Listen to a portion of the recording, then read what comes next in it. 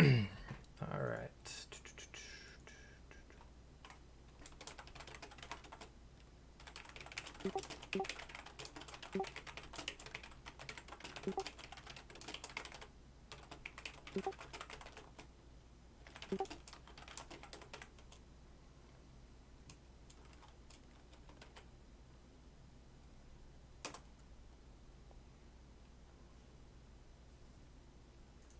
Okay.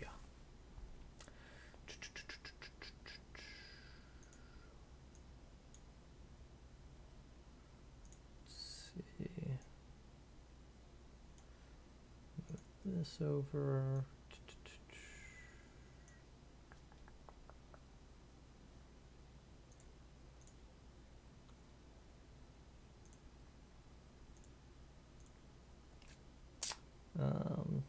Okay.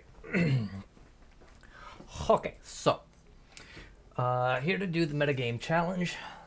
This is an event I grind almost every season when a new set releases, barring one or two seasons where I just did not like the meta and didn't feel like playing.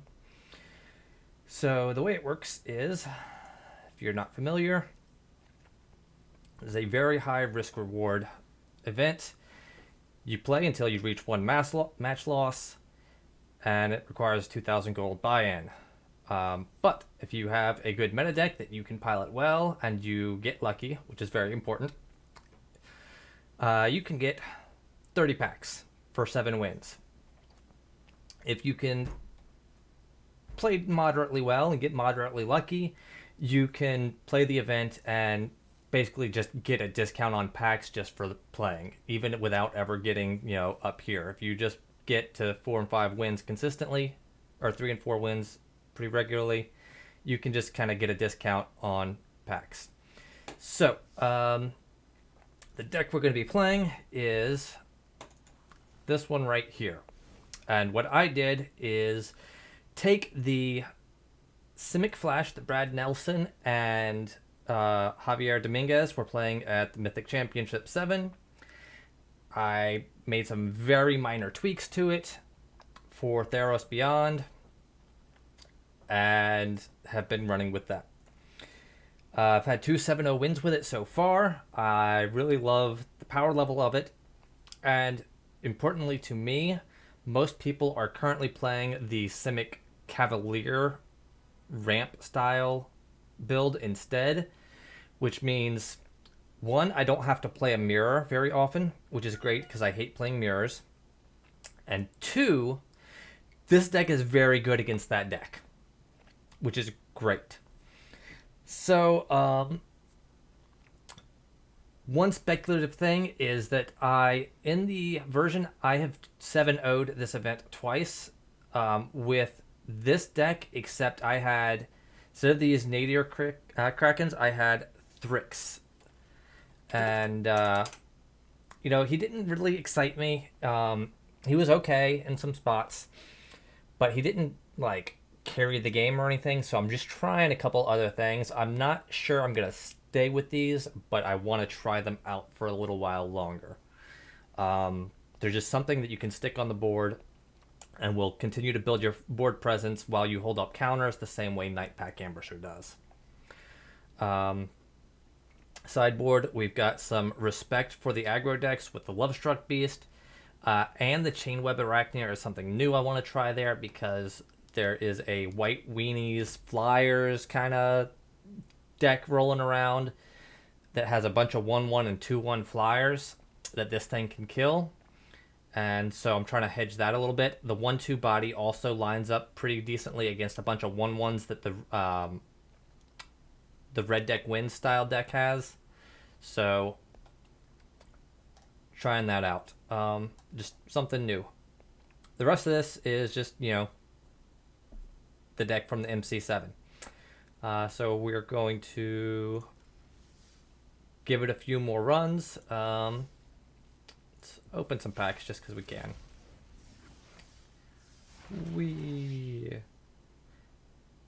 I want, let me see, if I get some Thassa's Interventions, I will swap those out for the Chemist's Insight that are currently in the deck.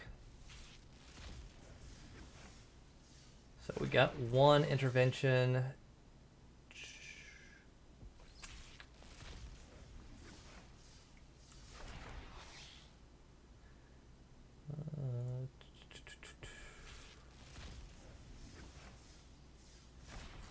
Just want another intervention.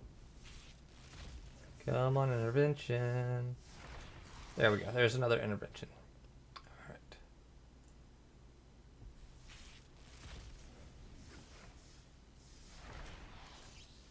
So let's swap those out real quick. So Chemist's Insights out. Intervention. Definitely want those in instead. I think that's a great card for this archetype because it has the ability to be card draw when you need card draw and counters when you need counters. And the flexibility is great. Let me update Deckmaster and we can get rocking and rolling.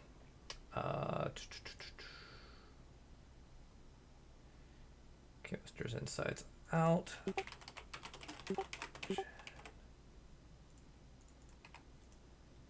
Okay. I might also want an intervention in the main deck or two, honestly, even. But we'll see. All right. Let's get into this.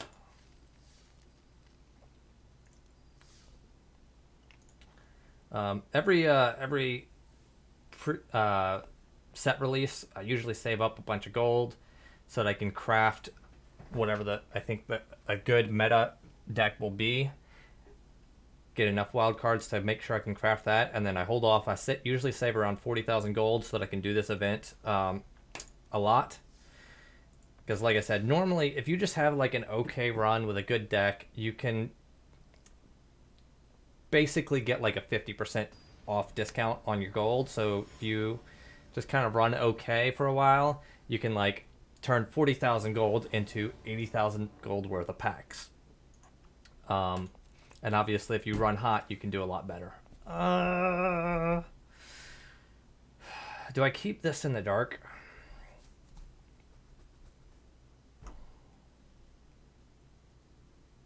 This is... I'm gonna keep it. Because this growth spiral could be anything. Could even be another growth spiral. This is a questionable keep, though. But, I mean, it does give me the ability to hold up interaction. We just need to not keep drawing lands. I don't think I care about that card. So let's go ahead and growth spiral. Please draw something meaningful. No. Alright, we're not getting meaningful cards. Alright. Our cards do nothing. Okay.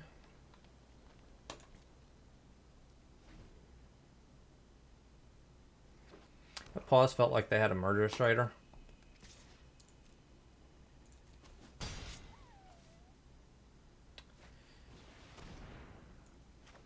How about if we didn't? Wow, just like nothing but lands. Nothing but lands. No, deck thinning is meaningless. It's deck thinning is really very inconsequential. Like it's arguable that at this point I should play the passage, but it's deck thinning is just really... Alright, please give counterspell. Alright.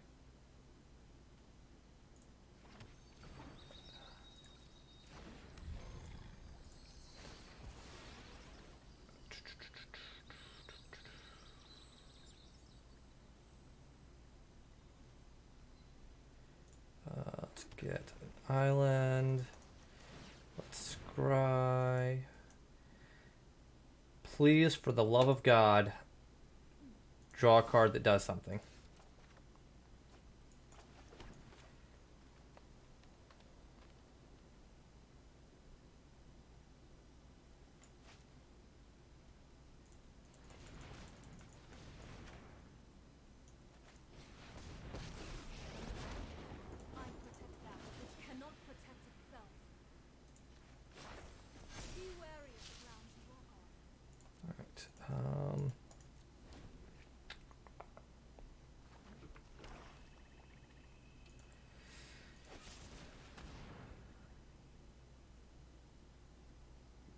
Destroy target creature. Sure.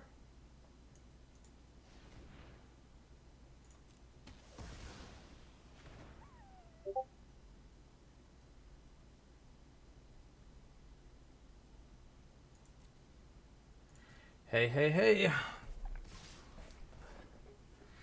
Okay, so they want to kill Nissa. That's fair. That's fair. Do we scry here, or do we... I think we're just going to hold up Dispute. Yeah. Yeah. Now... Nope. Nope. Why didn't you... Alright, that's fine. Please don't have a Murderous Rider.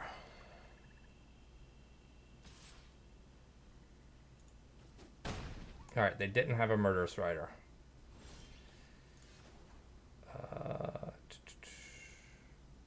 Man, is scrying here even good?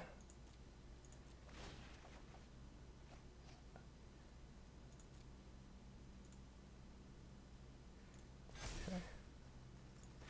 So, it's going to be a 5/5. Maybe I shouldn't have done that.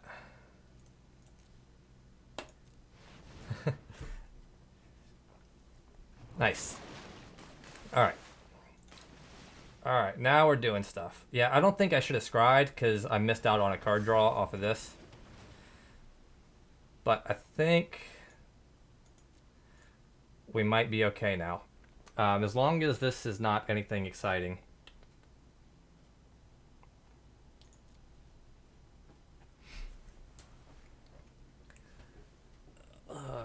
Please just brick for one turn. So I... How dare you exile my graveyard? I might want that later.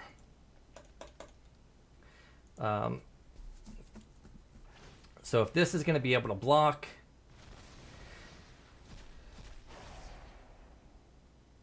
might be okay.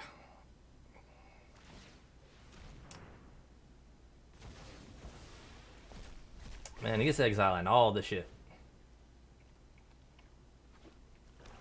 Did he brick? Oh, if he bricked, that's so good for me. Alright, yeah, I think we're just gonna...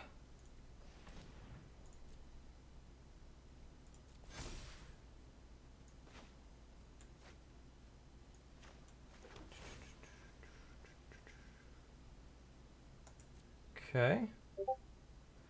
Keep that. Keep that.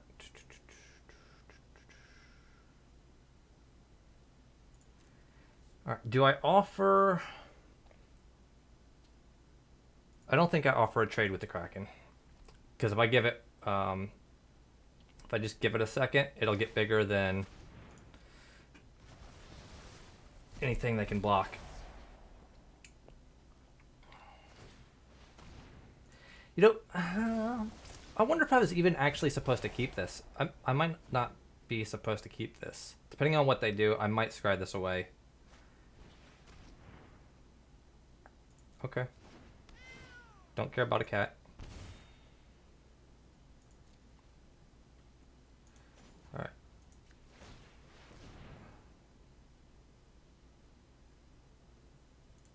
Okay. Alright.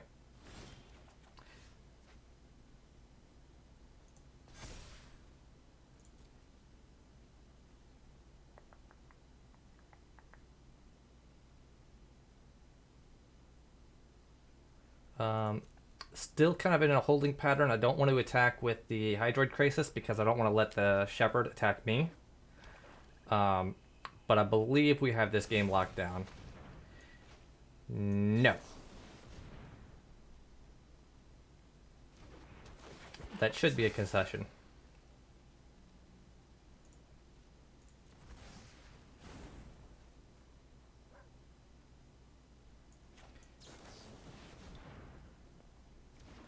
And then we're going to scry here, even though we know we want this card that's on top of our deck.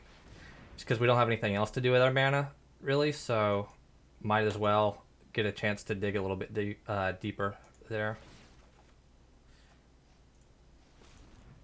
Yep. Let's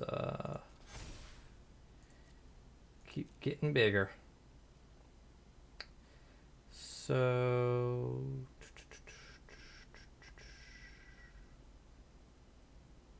Huh, can we even attack yet? 7. So...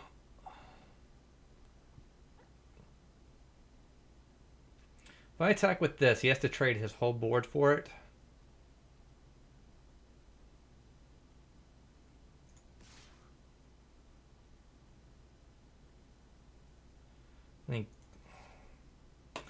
I'm gonna wait one more turn. I don't know if that's right or not.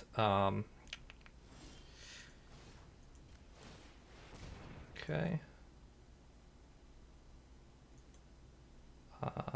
Sure.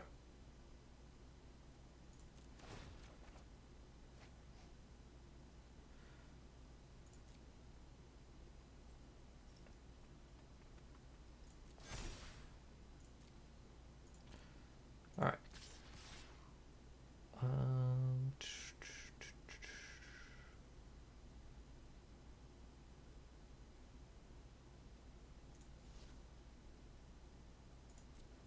Yeah, we'll just attack with the Kraken.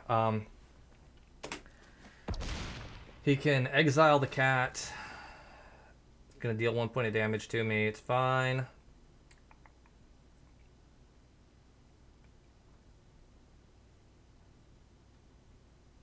And then from here, I think we're just gonna scry for counterspells and nothing else.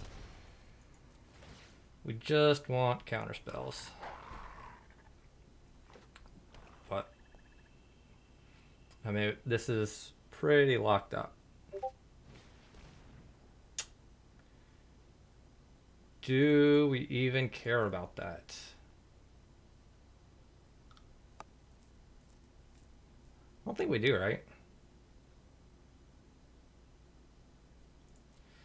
Because by the time a cat could... this cat's already exiled, and by the time they would be able to... oh, I didn't set a stop. Awkward. Alright, that's fine, though.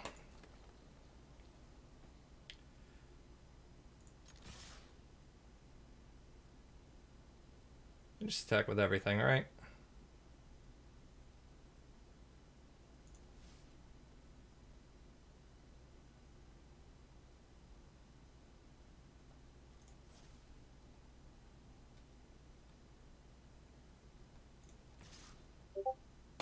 Yeah, let's just start smashing them. Like, they can eat one of the ambushers by trading their board, or trading their shepherd. Maybe I shouldn't attack with this, but I feel like he has to block with the shepherd, right? I didn't do the math, but that's 4, 8, 13, 18, 20 something.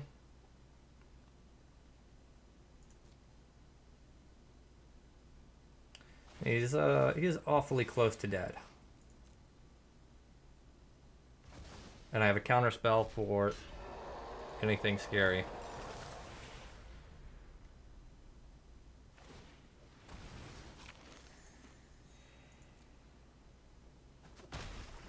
Alright. So I feel like we've been in garbage time for a good bit here. I guess, like, if I had absolutely nothing, even though I'm scrying, like, and he had hit, you know, running Grey Merchants, he would have been okay. But, so maybe it's fine. But if he does not, yeah, definitely countering that.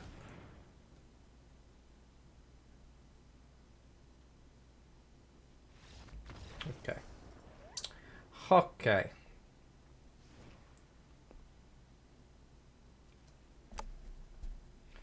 All right. So what's good here?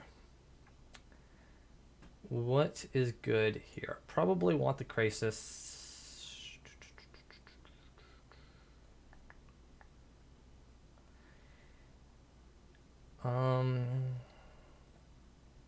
Probably cut that.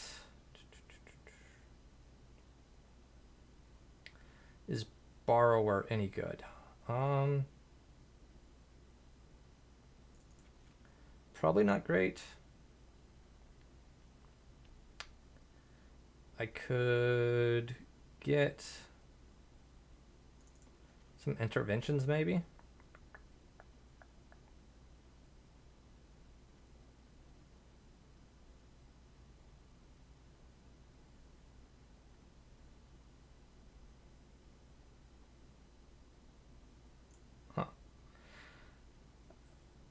The Whirlwind Denial can, if they're on Priest of the Forgotten Gods, which a lot of these decks are, it can make they go to sacrifice. They go and sacrifice 2 things with Priest of the Forgotten Gods, and then you can Whirlwind Denial the trigger.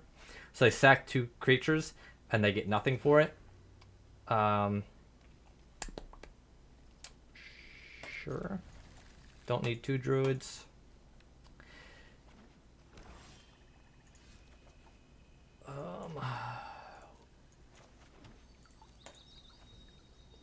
We might just not draw lands here and die.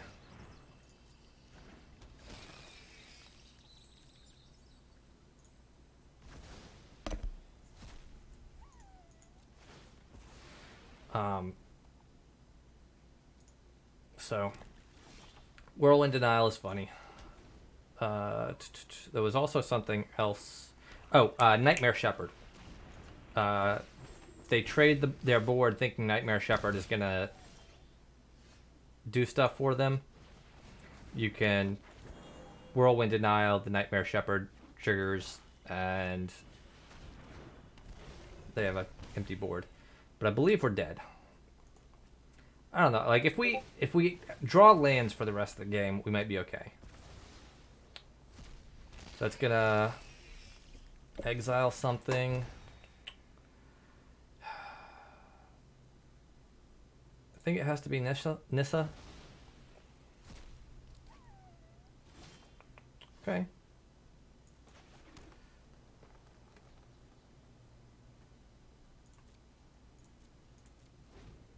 Okay. We sabotage a Gary. Hopefully surveil into a land.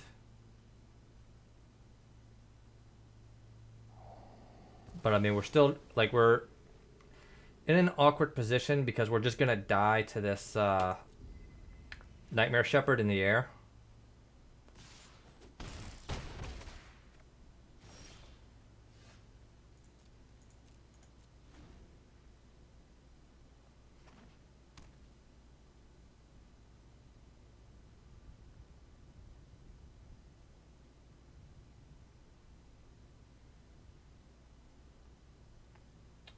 So how about we don't?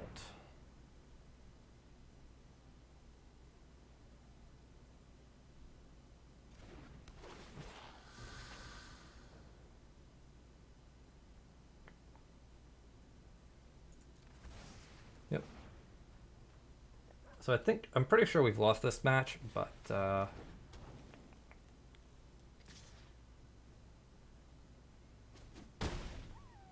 don't know. Uro's going to gain us some life here.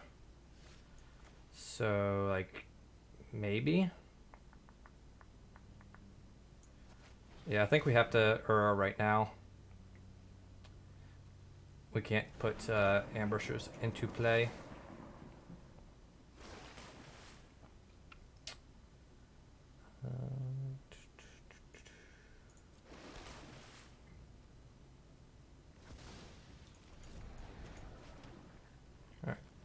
So, unfortunately, he's not able to escape anytime soon. We would need 3 more cards in the graveyard.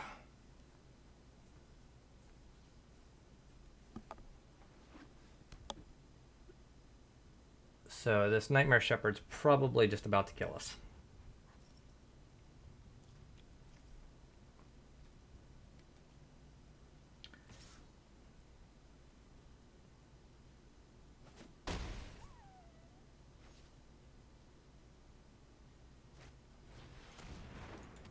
Yeah.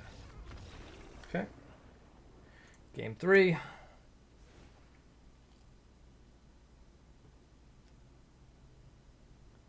Am I happy with the sideboarding? Maybe I want Ceratops just to trade with the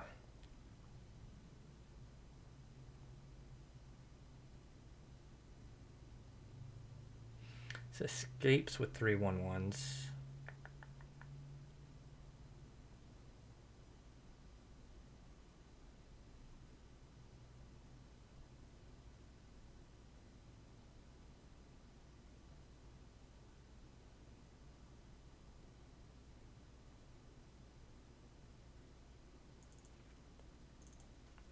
I'm gonna bring in the Ceratops just as something that I can give reach to, and try and hold those shepherds in check. Yeah, this is the kind of hand you're looking for, where you can turn 2 Accelerant, turn 3 hold up a 4-mana play. Yep. I do need to draw some counterspells at some point, because the Grey Merchant decks, if you just like let them play their cards out on curve, they just start slamming Grey Merchants and you die. So do need an answer to that. But if they're just on like Cat Oven, we probably have some time.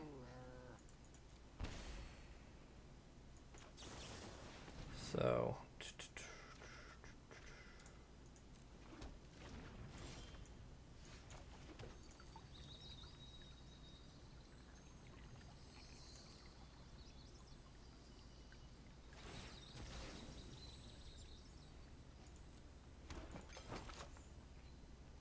now what is slightly awkward is that we've got this Nightpack Ambusher here that we're going to play.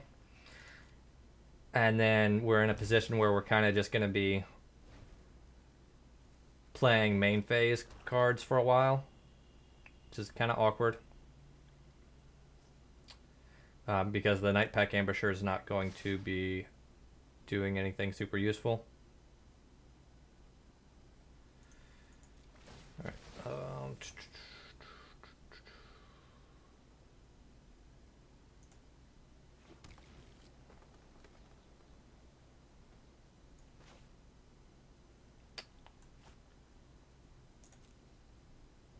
So I'm going to take this hit because I want them to at least have to think about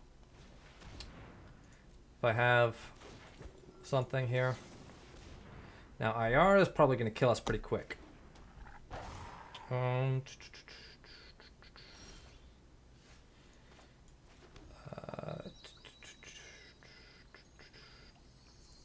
Okay.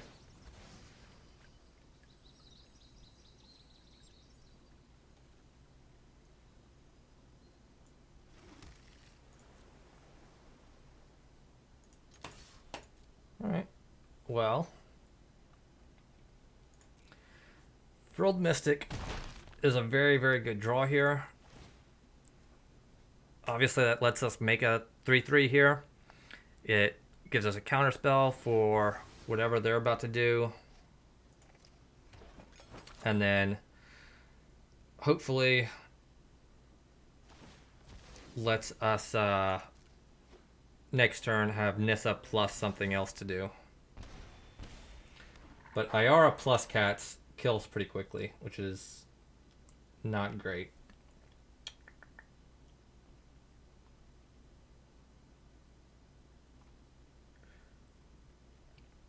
So we might lose this match.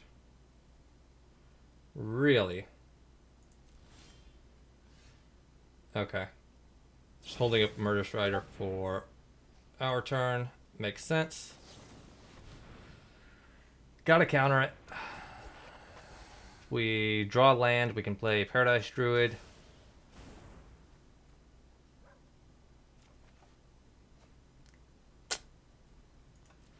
Awkward.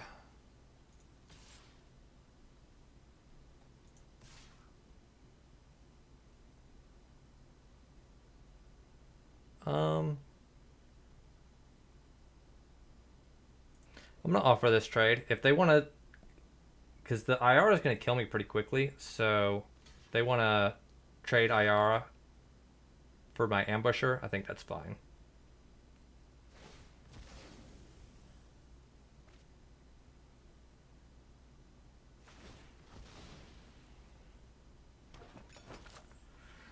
All right. So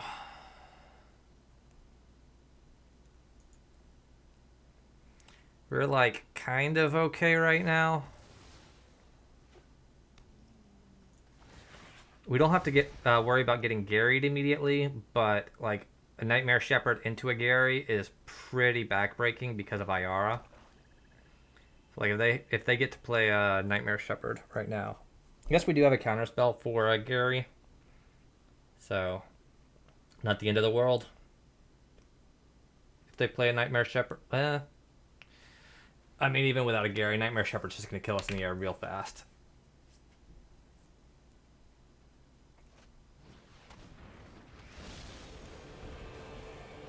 Okay. So, doing this.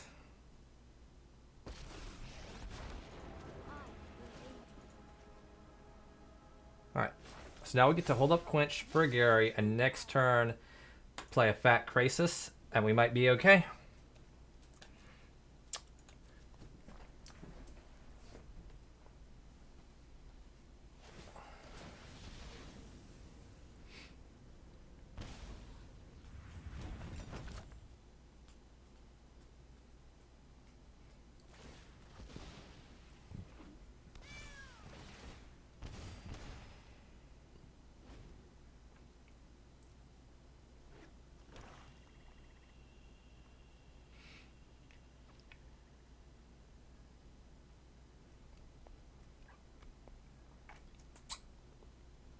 Come on, buddy. What you got? What you got? What you got? Just slam a Gary. It's fine. Or a Nightmare Shepherd. Honestly, I'd rather counter a Nightmare Shepherd because that card is scarier to me right now.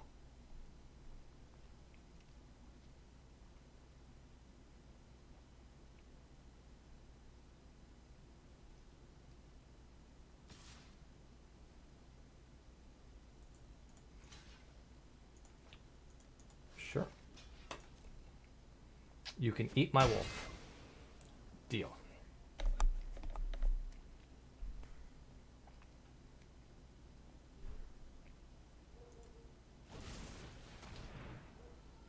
Oh no.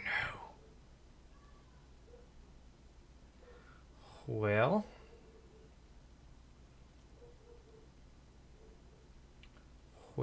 Well.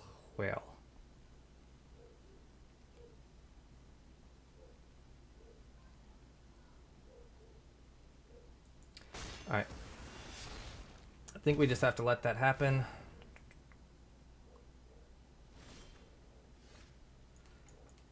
Okay. This is good. Gaining some life is good.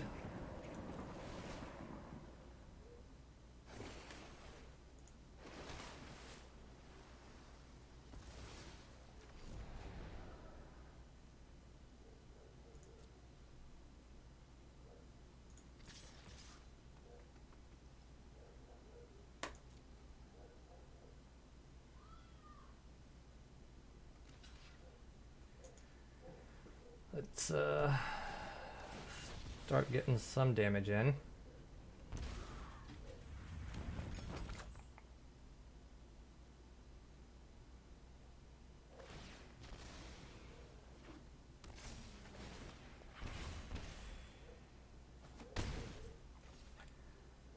So this is not looking great.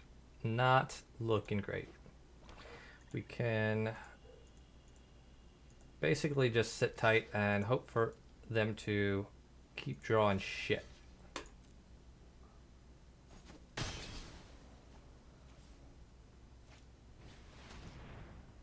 You. Alright, have to counter that.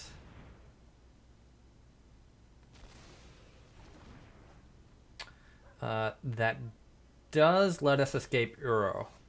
So... and hopefully Uro will draw us a counterspell that we can cast. Do I have more quenches?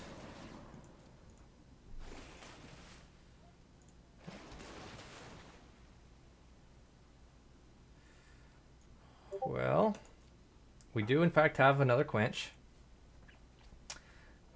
But unfortunately, we don't have immediate access to it.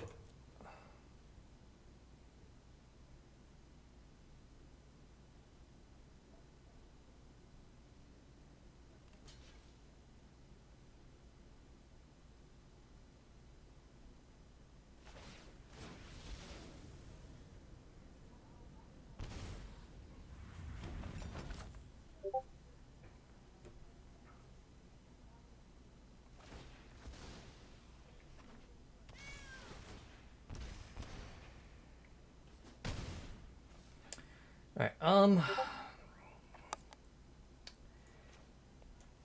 I think we just play the Paradise Druid. That clears the way so he knows if he has a Gary, which he probably does, he can cast it and we die. But can't really do anything about that. So, alright, well.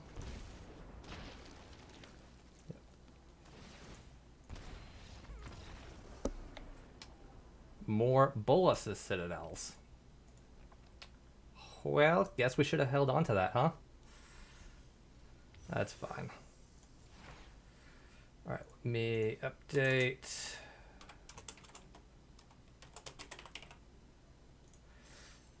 I keep track of what decks I play against just for kind of...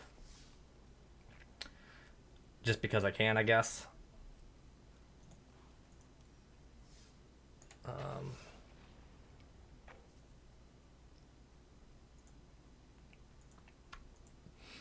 But I think what I might want to do here is just take the... I might want to do a swap. Put the Krakens in the sideboard. Yes. Turn 2 Growth Spiral into turn 3 Mystic is everything we want to do. Oh, beautiful. Okay. This is the perfects. Thassa's Intervention might just be what I want instead of the... Ooh, I haven't had to play an adventure deck, actually. So this is interesting.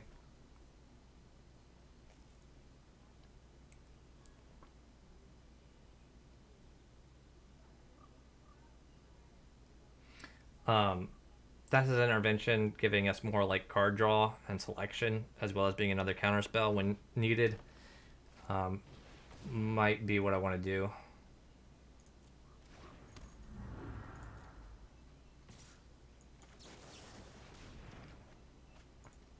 So this is really awkward because it means every... Ooh.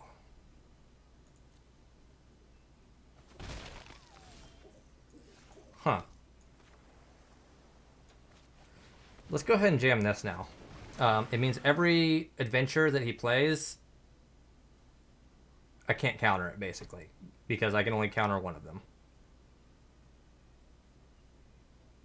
If he has, like, red Bone Crusher, then this is going to die.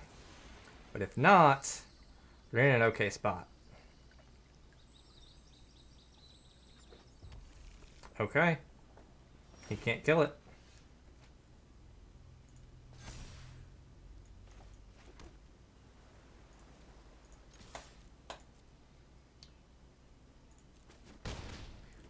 Okay, this is a matchup I haven't had to play, and it seems like this Kraken's going to be real good here.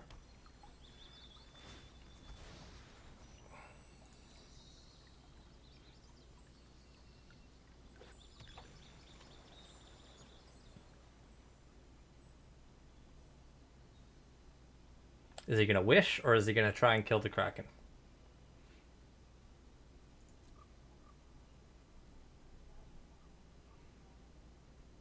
Alright, I'm just not going to play the Ambusher here because I don't want to let him kill my Kraken.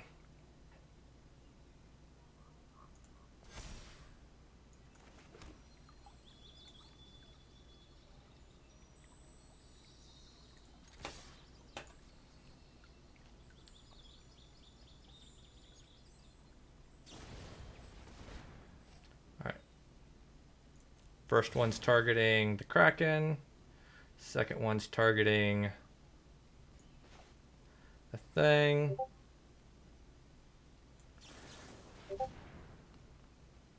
We shall counter the one that's targeting the Kraken, which is the original.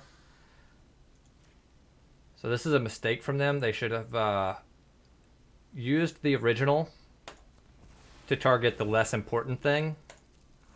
That way I have to copy the, or I have to counter the copy, so now he doesn't get the thing.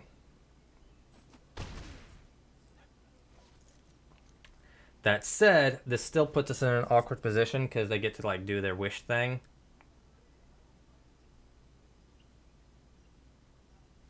Or they can just bounce it again, sure.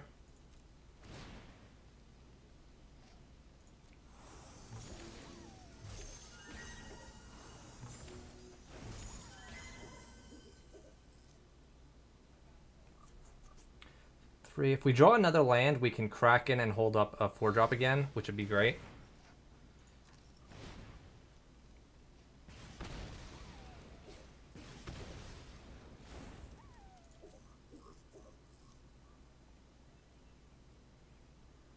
So that's what we're looking for right now, is a land. Untapped, please. Rats. I think we just want to do this again. Get this rolling before we start holding up the flash. But this is the reason I'm not sure about this, because it's kind of awkward. Like, the more... Damn. All the Bone Crushers. Alright. The more instant, or sorcery speed things you put in your deck, like, the more awkward it is. Okay. Okay. I don't think they meant to do that. Really don't think they meant to do that.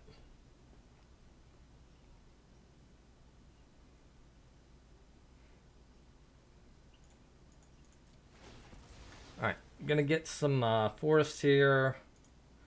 And we're on the... are we? Yeah, we're just on the Ambusher and Mystic plan.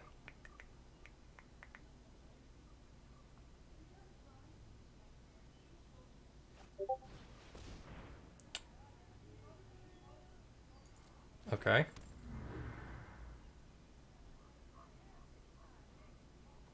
mean, once they have one clover, like, it... countering the second clover is kind of useless.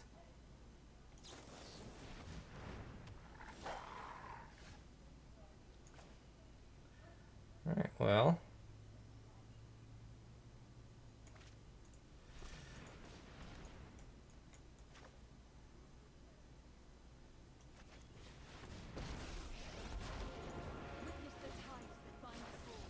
Okay. It's game one. We did it! Hooray! Alright. That was sketchy for a minute there. These, the Teamer Clover Wish package thing can get real dicey. Alright, so. This is going to be a good opportunity for Whirlwind Denial. I think I just don't want the Krakens. Um,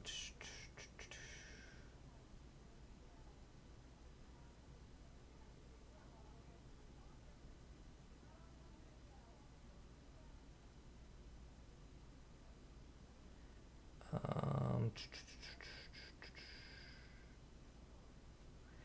Borrower is okay. If they manage to get a Clover underneath us, we can bounce it and then counter it again. So I think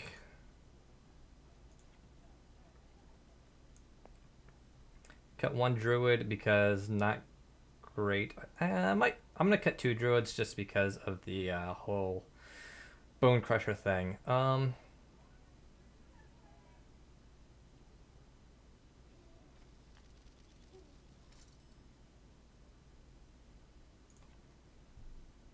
gonna put an intervention in. I want to leave the Quenches and the Negates because I really need those earlier counter spells to try and keep them from getting down Innkeepers and or Clovers. So that's one of the things that's really hard about these adventure decks, about Innkeeper decks specifically. If you're playing some kind of tempo or flash based thing, is their 1 and 2 mana plays create so much value in terms of drawing them infinite cards that it can be really difficult to handle because they just draw too many cards for you to actually keep track of. It's real awkward.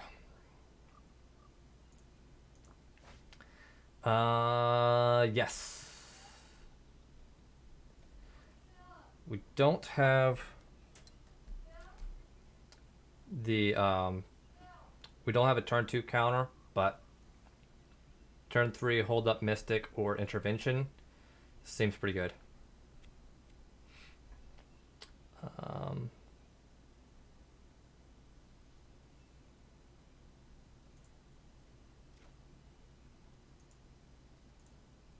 Okay.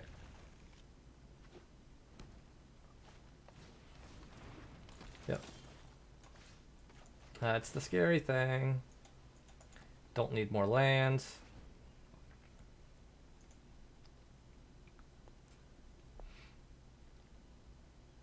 Turn 1 Innkeeper is just so hard to beat if you don't have actual removal.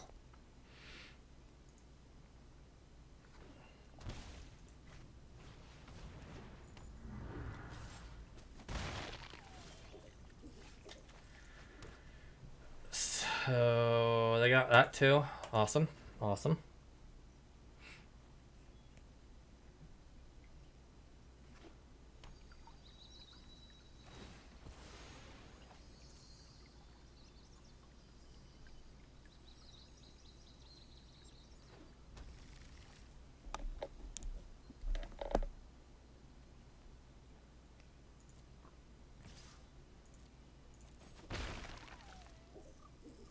What you got for me, buddy? Sure. Just gonna start pumping out some 1/1s. It's fine.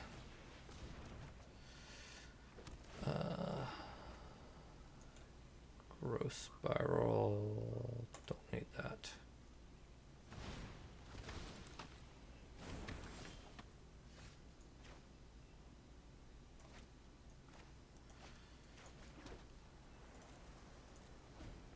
I was thinking about playing the breeding pool because having more breeding pools in play is going to be good once I have Nissa down, but I don't know if that's necessarily what I want, if I necessarily want to shock myself to do that.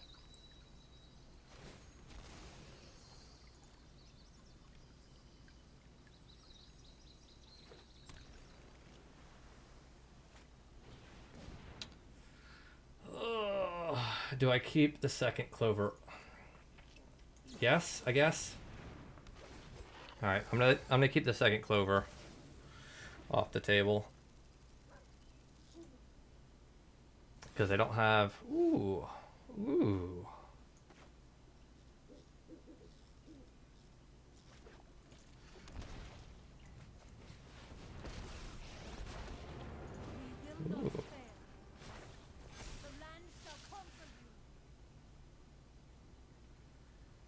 So I think I need to try and run them down.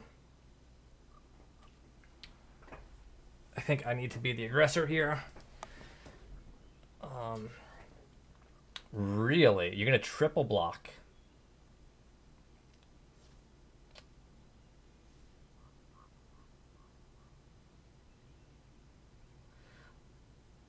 Though this Lovestruck Beast is going to be a pretty tough wall. If he doesn't play a land before trying to cast the beast and I can quench it, we might still be in a good spot though. Like if I can keep the board clear of these 5/5s that are going to infinitely stall my lands out, we might still be okay.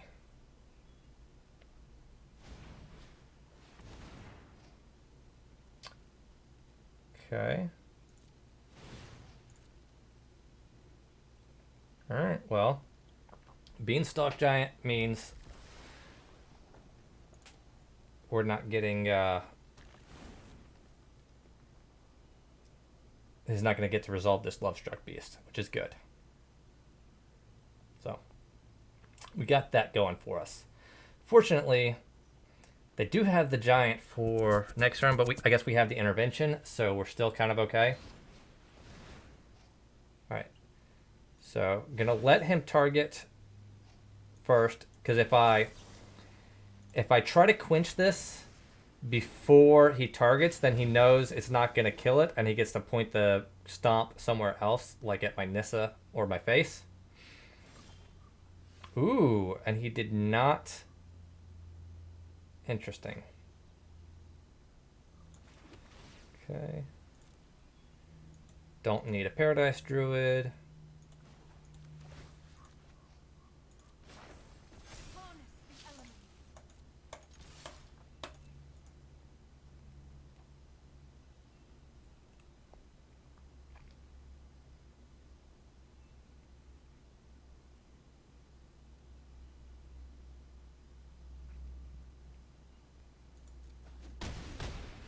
So I've got an interesting decision here.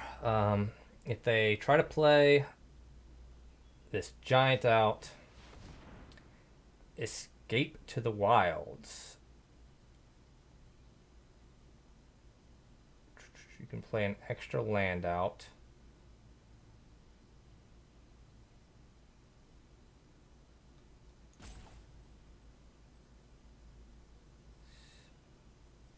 Huh.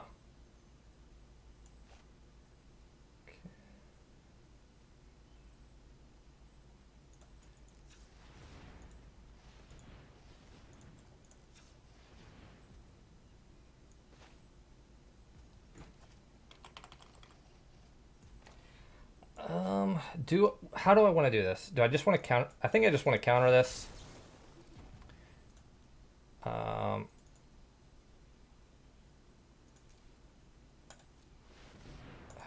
Yeah, I think we're just going to counter this. I was debating whether or not to use the draw, hoping to hit a counter, but I think they can't win if I just counter it right away. If I had more force in play and could have made like a really big one, would have been fine. But okay,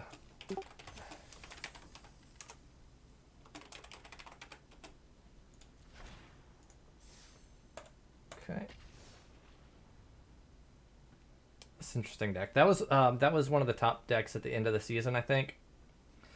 Right before Theros, a lot of people were doing very well with that at the top of the Mythic ladder. It's like super greedy. Do I keep this in the dark? I think no. I think no. Can I have that other hand back? Bin the Krasis.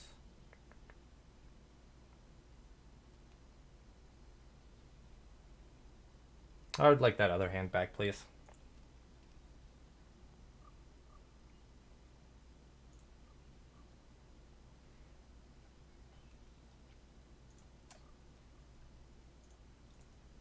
Okay, let's get our scry.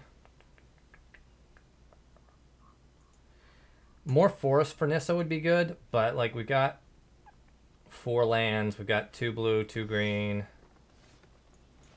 Yeah, just don't need infinite lands. Playing green lands could be the Simic Cavaliers.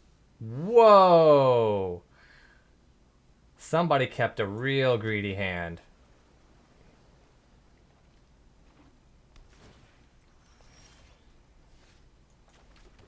Okay.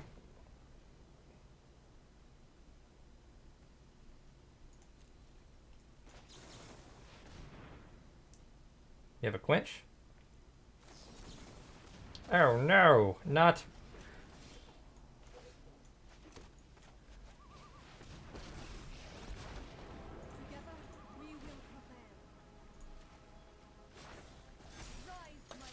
Alright, you're dead. You can concede now. You have died. This appears to be the actual mirror, though, not the Cavalier build. I don't think any of the Cavalier builds are running any form of...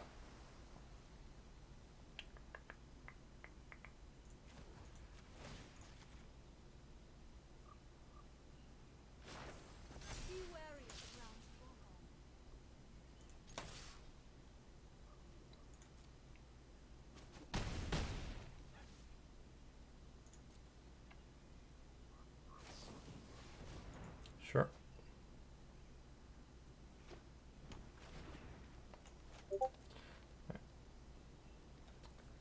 Anything they play that impacts the board kills them, basically.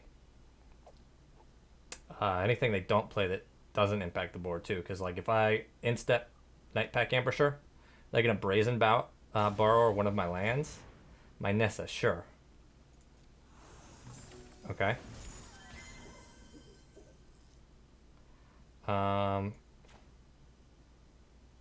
I think I just do this then while they're tapped out.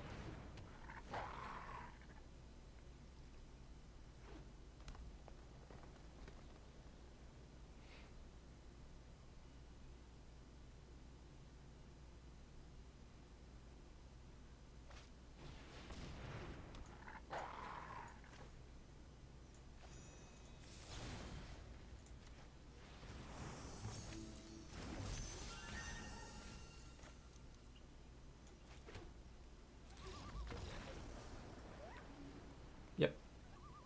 Okay. They kept a really greedy hand and were justifiably punished for it.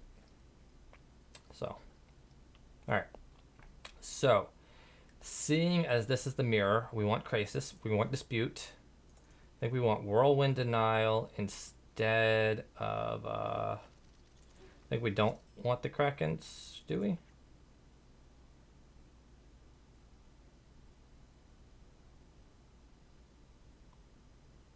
So we just don't want to be the one to tap out, right?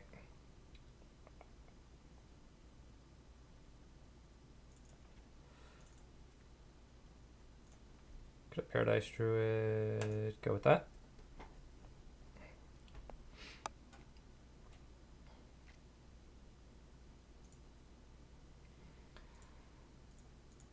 Kind of going a little bigger here for the mirror.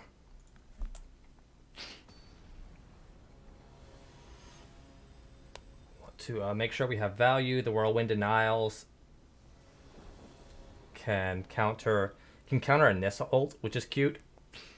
But mainly it's there to counter the Krasis because it counters the creature and the card draw and life gain parts of the Krasis, which a normal counter spell does not do. There we go. So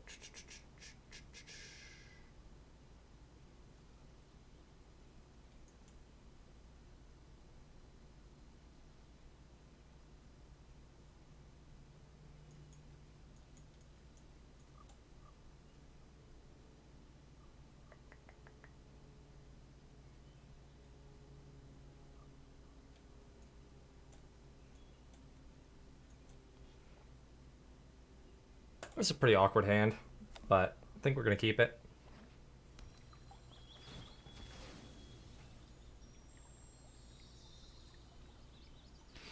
Or some good consistent value through counterspells. Perfect. Don't think I want to keep another land, because as much as I would like untap lands, the fact that like we just have a lot of lands is the problem. So don't have to worry about Nissa just yet. So we don't need to hold up Negate.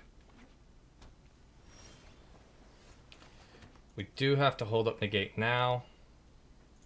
Or Sabotage.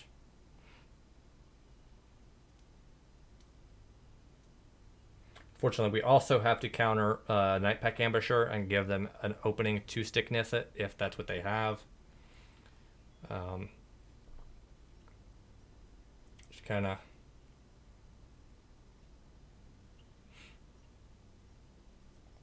how the matchup plays out.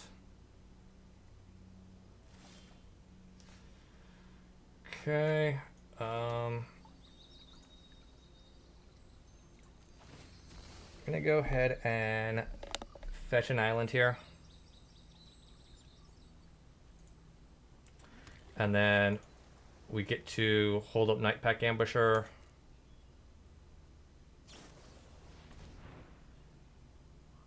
Sure.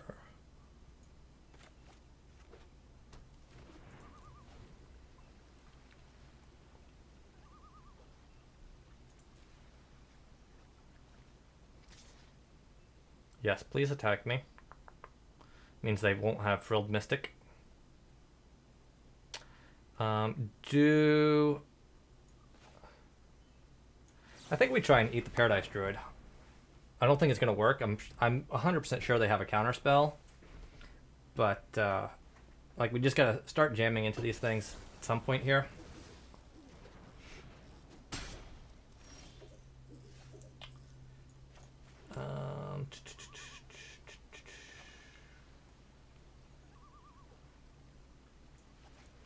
Go ahead and do this. If they want to counter this, that's fine, because it goes in the graveyard and comes back.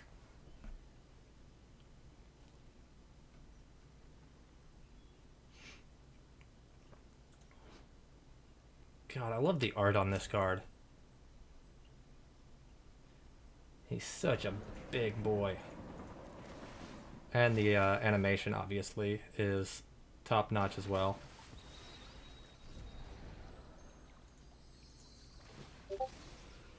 Go ahead and fetch.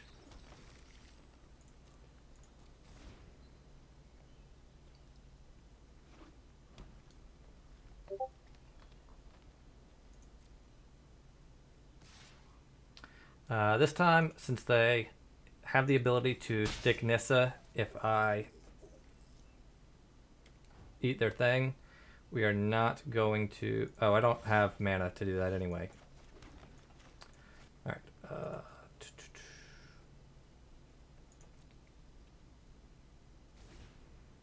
Okay.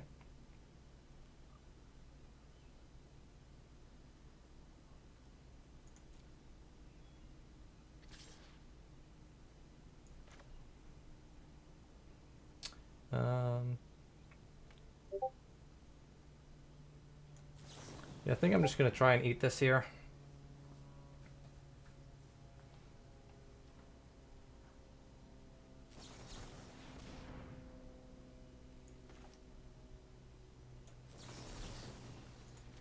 They sabotage us, we sabotage them, they quench us. Dispute, sure, regardless.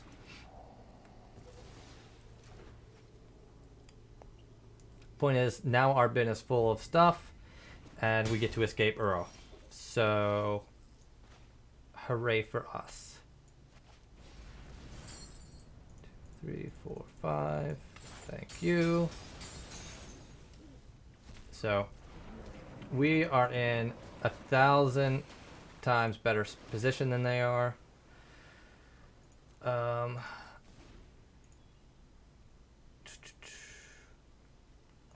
It's going all right.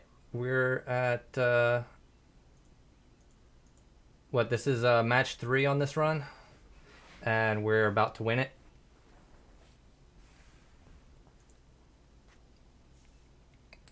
I don't think there's not much they can do from this position to compete with what Uro is about to do to them.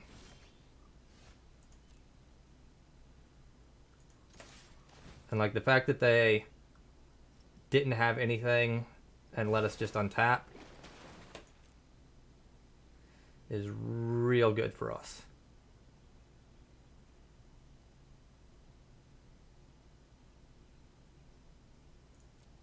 Sure, take a hit.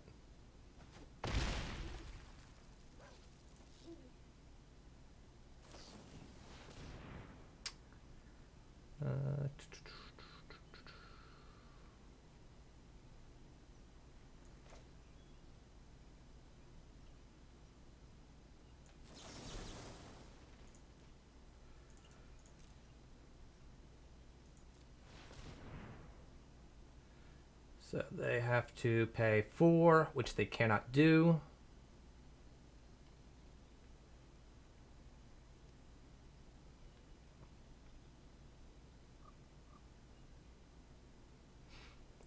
Seems like they might have a dispute or quench or something. Since they didn't pull a trigger, I'm assuming it's a quench that they have.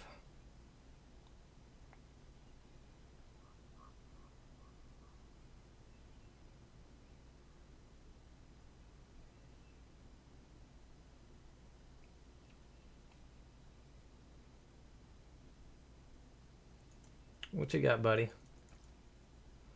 Are you going to be able to keep up with this Uro here? Is the important question. Alright, so they're casting Nissa.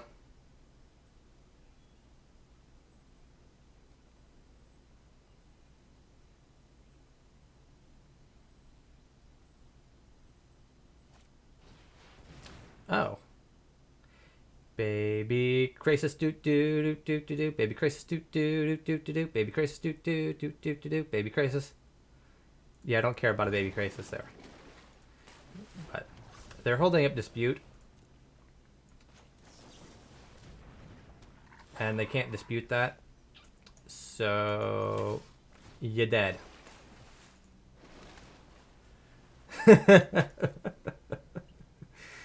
I will never stop that song.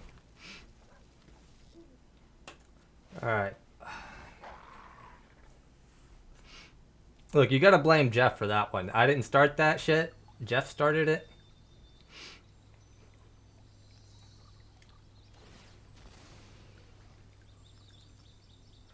I could Stone Rain them there, but I don't think it's actually relevant. Like, if they were on, like, 3 lands, Stone Raining them is relevant. But it's just, like, that's another cute thing you can do with Whirlwind Denial. Whirlwind Denial can counter the ability from Fabled Passage. And then it's literally just 3 mana, you don't get a land.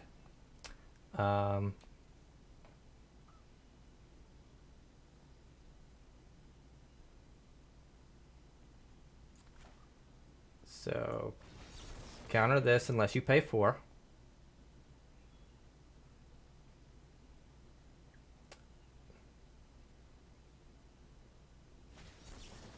Yep.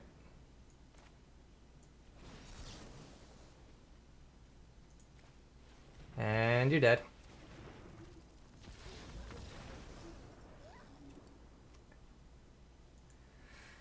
Alright. That was what?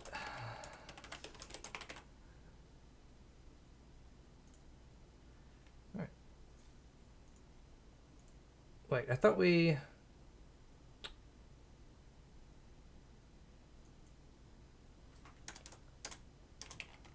Oh, maybe we, Sorry, I thought we were on match 3, but apparently I can't count.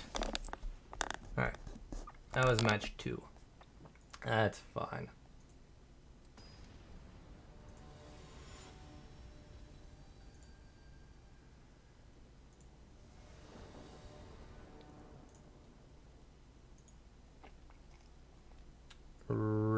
dot dot dot dot. Ellipses.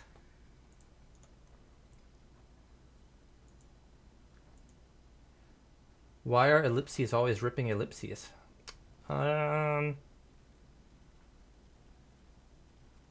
guess this is fine in the dark. Would like a turn 2 accelerant, but it's fine. Maybe this will find this one. Huh. What does opt mean? Could be like mono blue tempo or something. We'll keep that.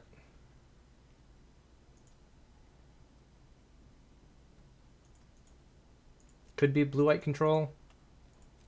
Could be some kind of alliance deck.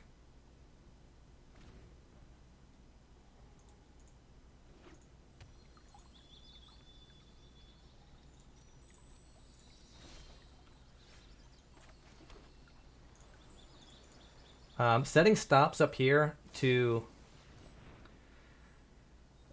this is what you want to do when you're playing this kind of deck. You just want to always set stops on all your opponent's phases. You don't want to set full control because that's like super fucking tedious. But if you set stops on all their phases, it kind of masks when you have things and when you don't. So you don't want to give away more information than you need to.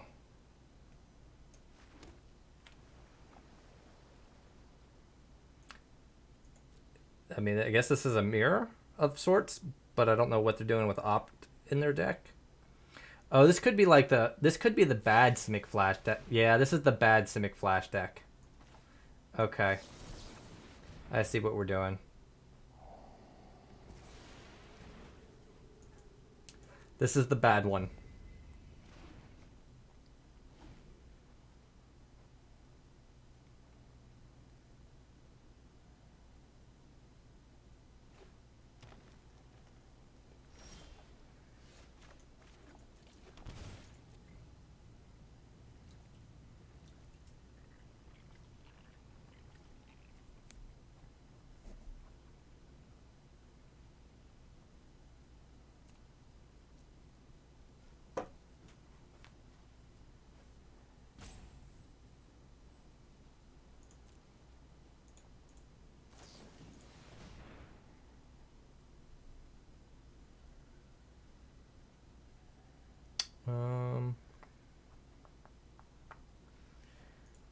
If I play Nightpack Ambusher, I'm just going to get quenched.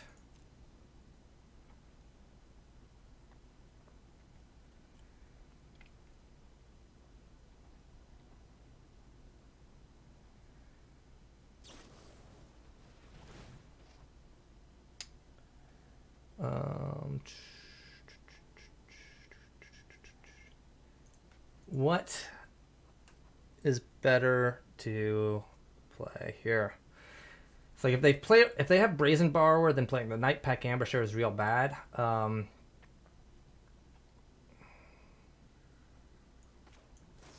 gonna play this and hope they don't have Borrower. I think this is the better line to win.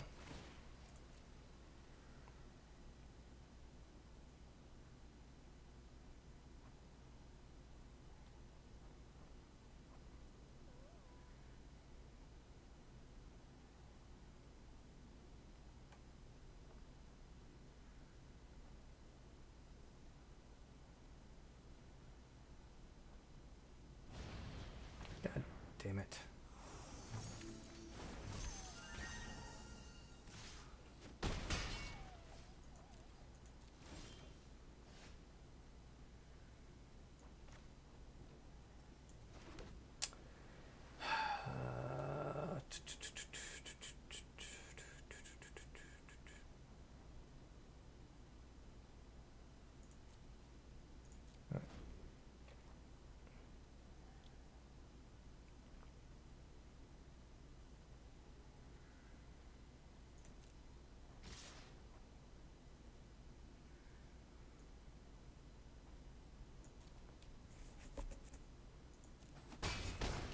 think we take the hit.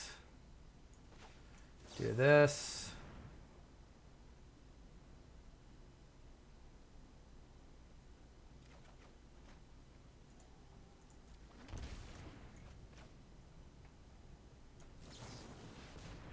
Get quenched.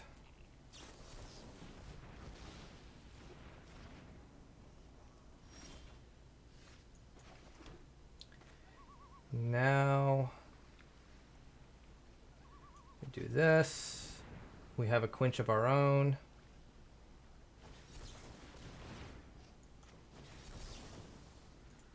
Okay. I will protect the virtue of this world. The land shall prosper you. These things in the air are going to kill us pretty quick.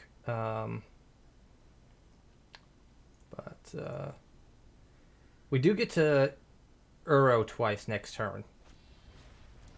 Stern Dismissal. Okay, then. Sure. It's like unsummon plus hits enchantments. Okay. Alright. So... Uro.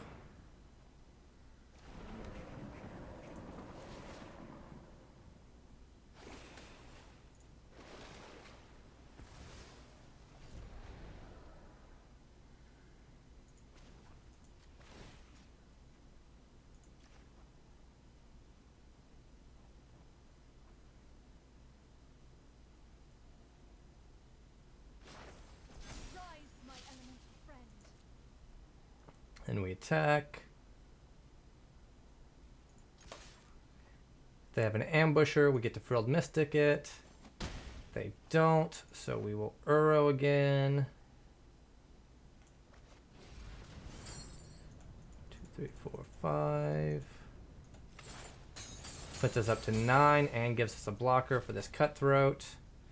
We have a Negate or a Frilled Mystic for whatever they want to play. This gains us life, draws us a card.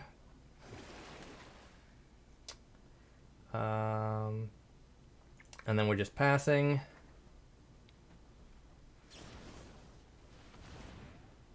I believe we're just going to counter that. They don't have up mana that can be used to counter our counter, and we don't want this flyer hitting us in the air.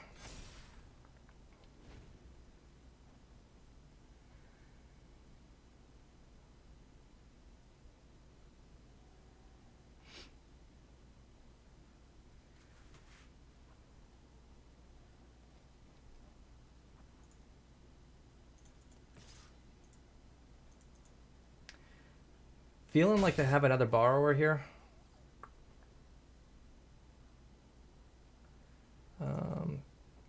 Don't think I want to scry because Uro is going to draw us a card.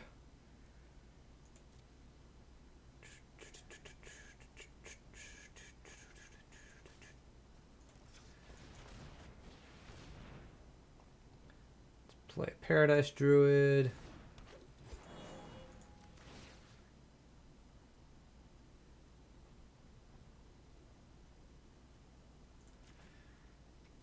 I was planning on animating that, but I don't think I want to animate my breeding or attack in with my breeding pools.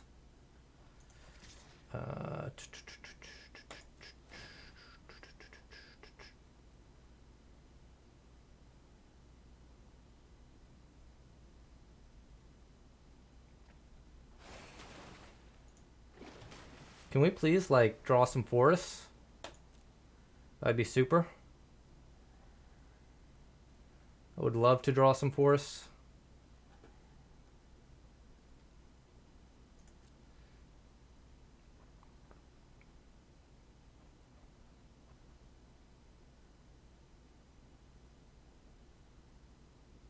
Nissa's gonna ult next turn.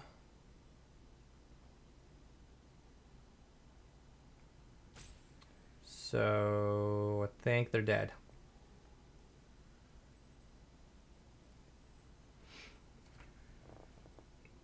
I think they're salting off. That's alright. You should have played the good flash deck.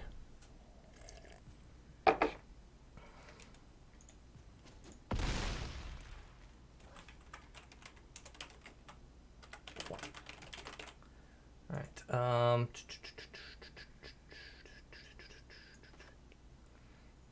if I do this...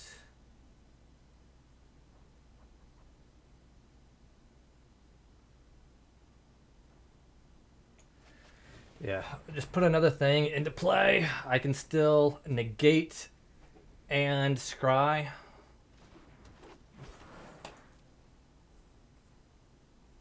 So.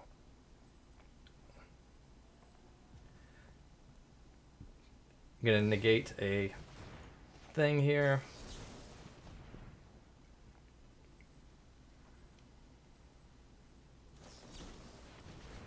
Okay, sure.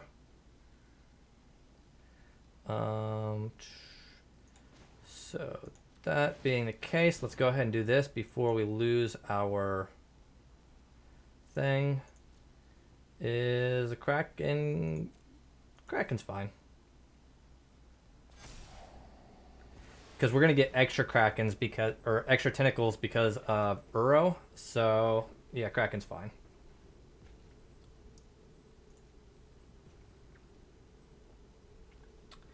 Kraken's not bad. Come on, boys.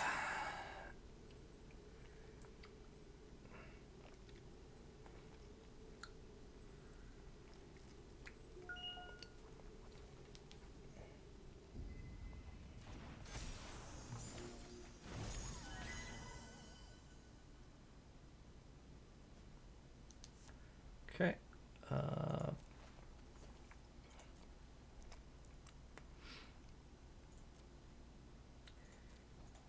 Okay.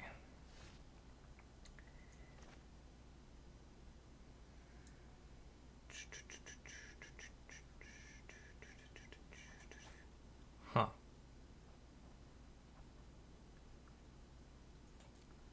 Let's just attack with everything first and see what happens. I don't want to, like, give them an extra blocker by letting them Frilled Mystic my Nissa.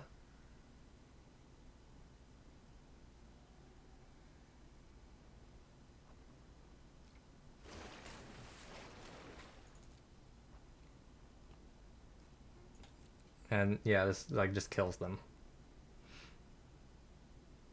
Because Brazen Borrower can't block. So like even if they have a Frilled Mystic or an Ambusher, they can block 3 things. 1, 2, 3. They take 7. But so I guess they're not like strictly dead if they have a creature that can block, but they're pretty dead regardless. Because then if they do that, then I get to, if that's what they have, a creature, then I untap, play Nissa. Alright.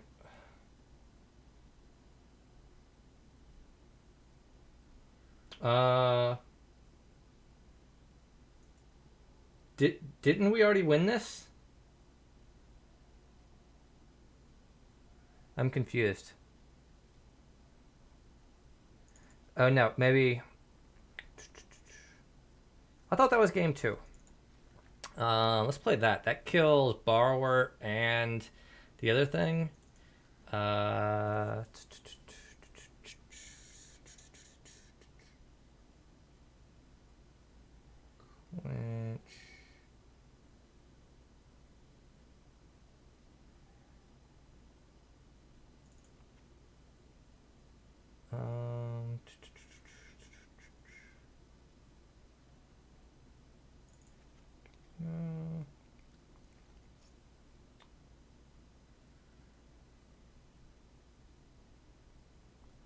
Negate doesn't hit the things I really want to kill.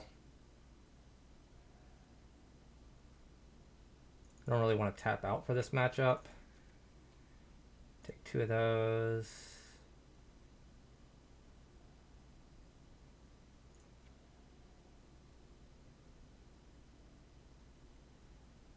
I guess Negate, like, is still good against their counter spells. Just not, I mean, not the Frilled Mystic ones, but it's still going to hit Dispute and the other one, Sabotage and Quench. So, yes, it's fine.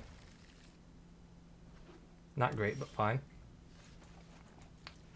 I'm definitely going to need a third land for this Uro / Sabotage.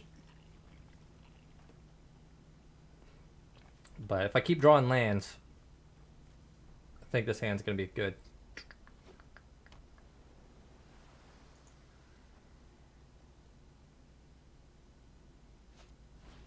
Sure. So, arguable, I should have shocked that in.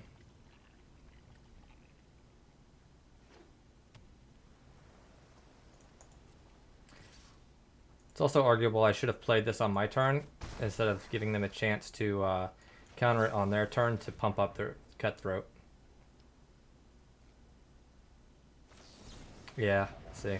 I misplayed this.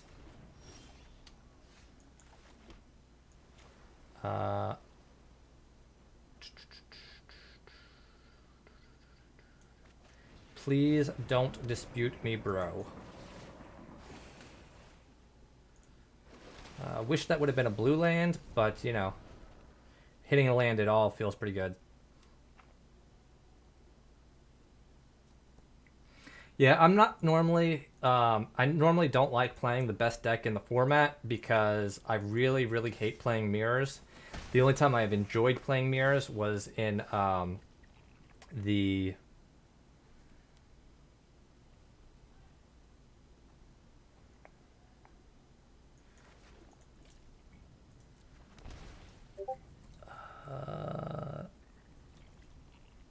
am I supposed to jam here?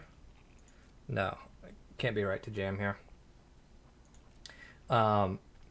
In Guilds of Ravnica, the Golgari mirror I actually found really enjoyable to play because there was a lot of like it was like peak mid-range beauty, and like there was a lot of diversity just within the decks in terms of what was getting played. I think I'm gonna start jamming. It's maybe wrong because this pumps up the Cutthroat. But like if they try and Frilled Mystic me here and don't have a dispute of their own, they're in a pretty bad spot.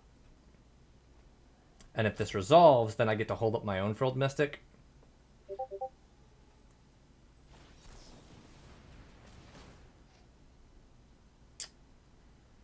Thassa's intervention is for what? For 2?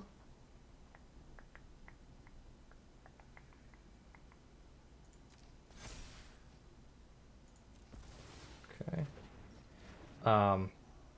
There's a lot of diversity in the Golgari list. Like, there's, you know, people running different types of planeswalkers, a lot of different, like, people running, some people were running Karn, some people were running 4 mana Vraska, some people were running more planeswalker heavy in terms of running, like, what's it called?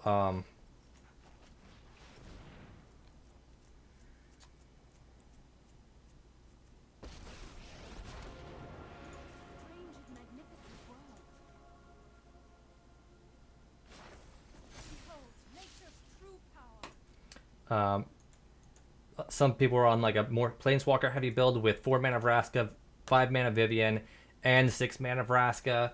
Some people were on like Carnage Tyrants and Immortal Suns with no planeswalkers, and like there was a lot of diversity, and it was a fun mirror to play in my opinion.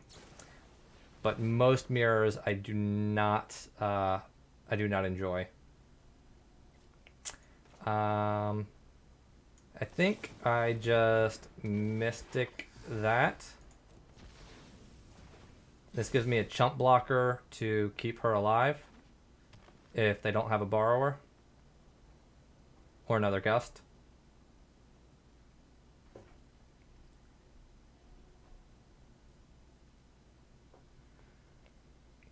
having this Uro in these mirrors is like real good. This is a very bad attack. This is a very bad attack. I don't understand why they're attacking with this Cutthroat. Unless they have like Brazen Borrower in hand. And what are you doing that you're allowing me to untap? Why did you allow me to untap? So opponent may not realize this, but they could have done that at the end of their turn and still gotten the... I'm going to keep this because it feeds... It feeds Uro. They could have done that at the end of their turn with this trigger on the stack, and they still would have gotten to do the thing. So that's a pretty big mistake from them.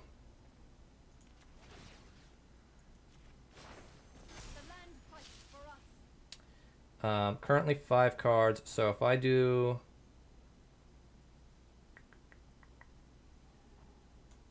Do I want to do this now? Probably not.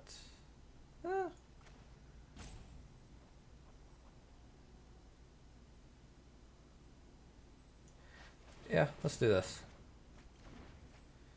Okay. Awkward. 2, 3, 4, 5. Please give me a blue land untapped.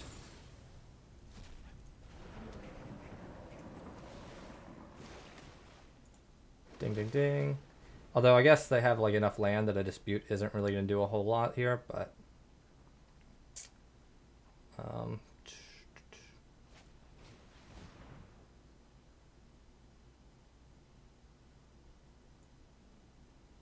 Okay. Yep. Alright, so they get to kill Nissa here? Or are they just going to attack my face? They should probably kill Nissa.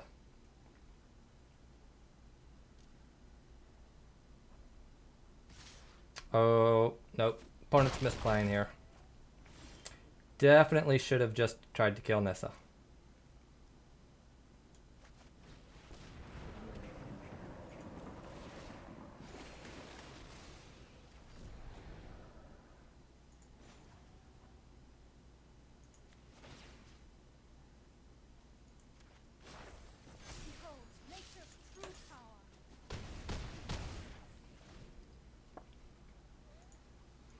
Yeah, this deck versus the Cavalier build is like, it's a real good matchup for us. The Cavalier build is not stellar. I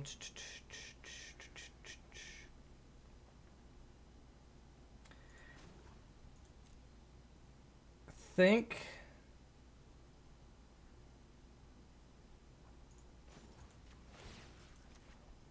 we're in a position where we just want to keep Nissa alive after her ult.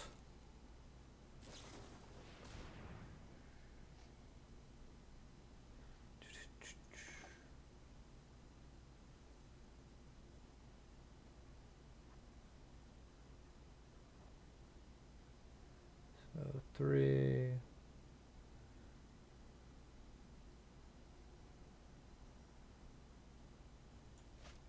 Huh. I don't care about this, right?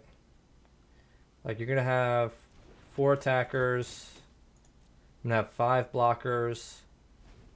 Plus I have counter spells.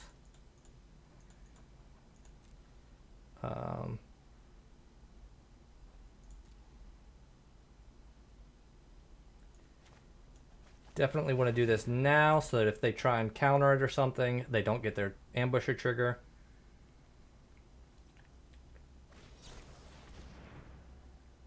Sure. So, dispute.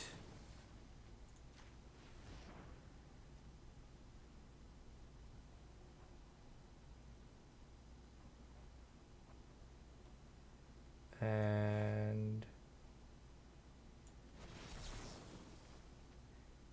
Which one of these? It's this one, right? Target it. Okay.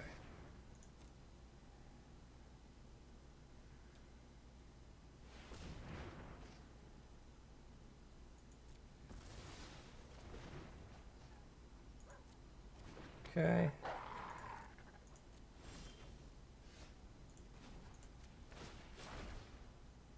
When the land speaks, I shall listen.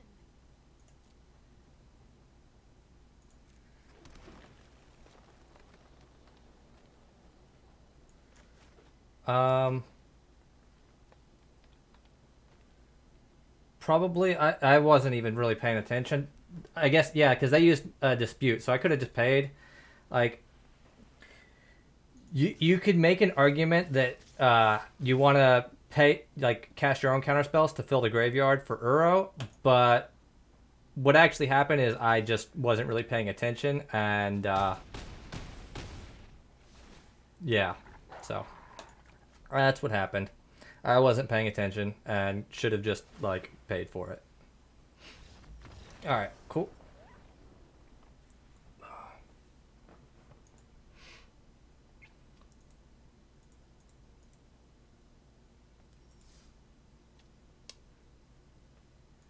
Yeah, I mean that game was super over.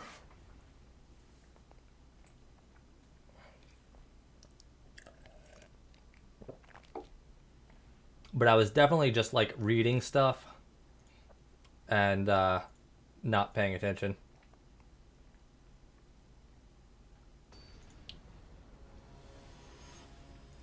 All right, so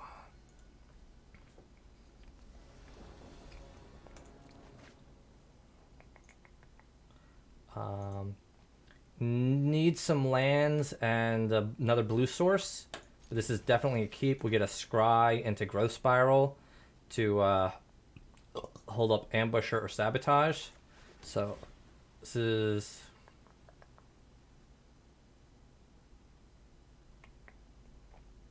man. Okay. Huh.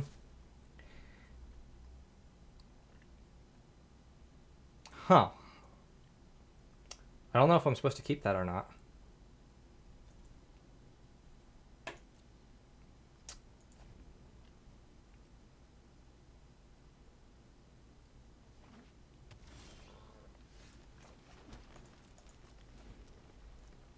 All right. Need to hit lands real bad.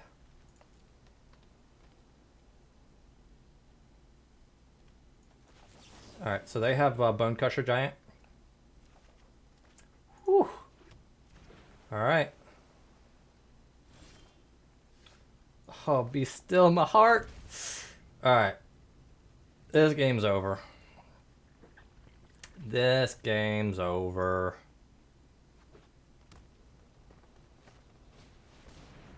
Sure.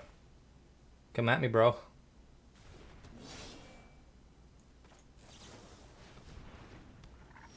Sure, you got a 4/4. It's nice.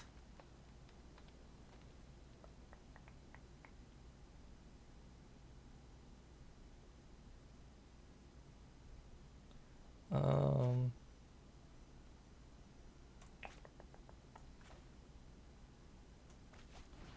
think we're just gonna go ahead and Nissa. The land fights for us. Kick that on. Letting them develop a board is a little bit scary if they have because of Embercleave.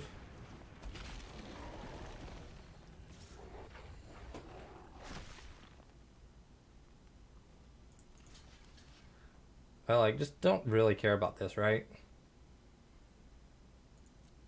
Do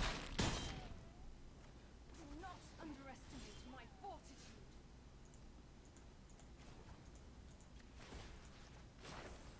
Harness the elements.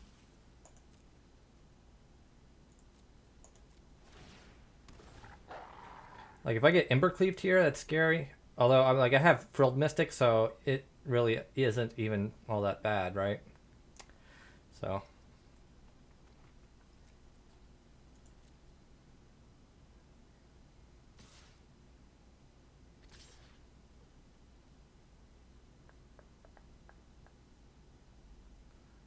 So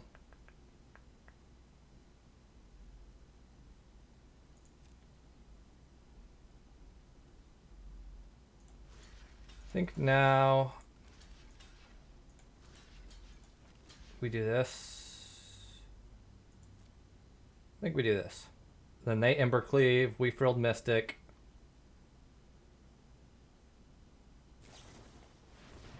Yeah.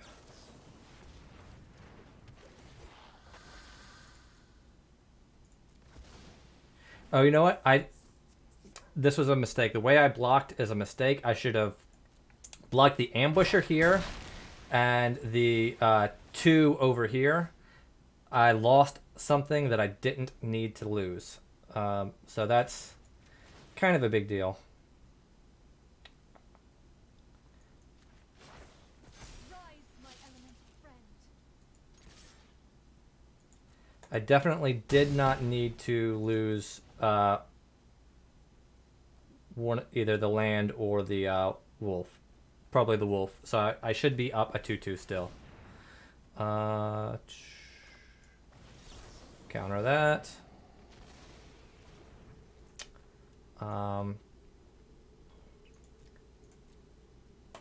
Yeah, I guess I just kind of need lands, right?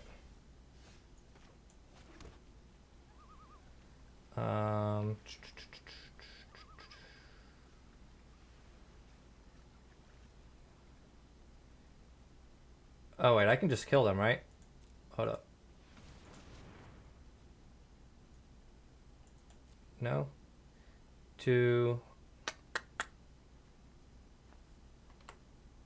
Damn. This had been another land. We would have been able to kill them. So that's fine. We'll The land shall conquer you. hit them for 9. We have a Negate and an Ambusher. There's nothing they can do here. So it's kind of, it really doesn't matter.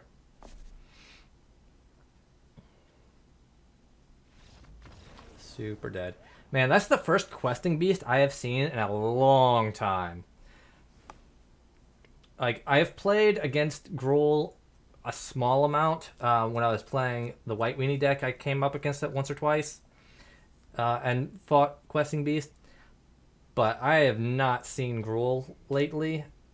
And so that's a thing. Alright, what do we want here? Borrower's not great. Kraken's actually probably pretty good here. Not dispute. We want intervention. And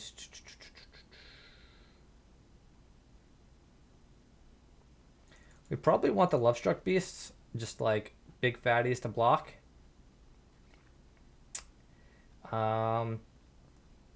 The only thing they really have for us to negate is Embercleave, so cut one of those.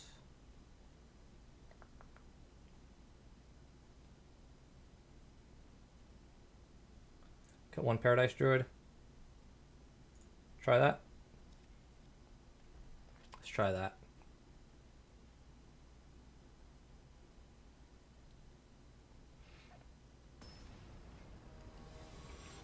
The Lovestruck Beast give us something to like trade with the questing beasts.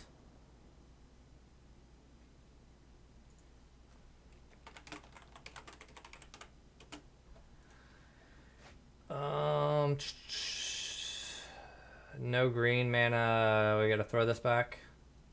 Man, that makes a ton of 1/1s though. Man, is that good? Maybe that's good. Do I just die before these get to make 1/1s though?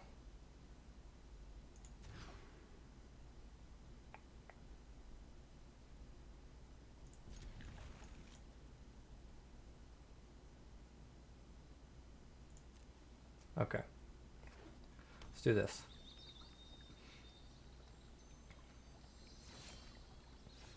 Okay.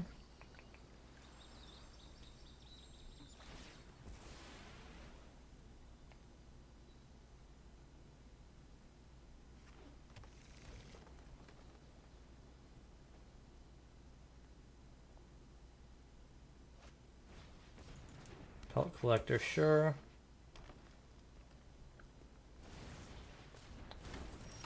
Sure. Okay. I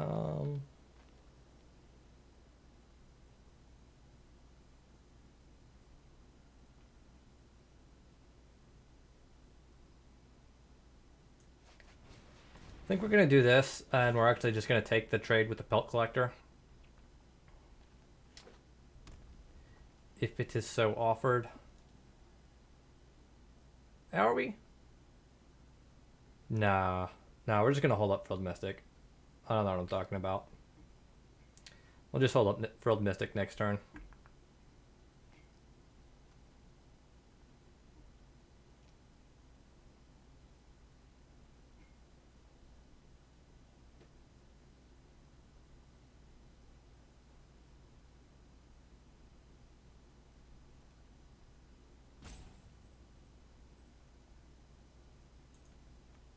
I guess this is pretty medium against Domri's Ambush, so maybe this shouldn't be in the deck.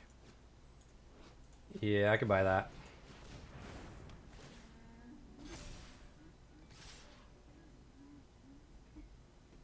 Huh. Do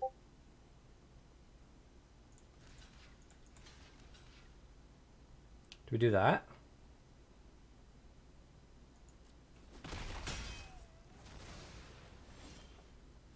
Okay. Let's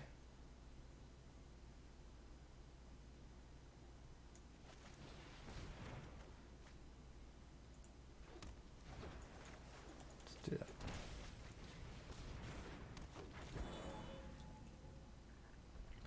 Now, obviously that trade is really bad if they have another Lovestruck Beast or Pelt Collector, which they do.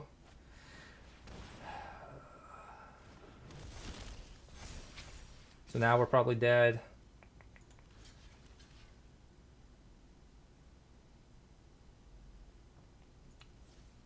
Do we do this? Probably supposed to do that.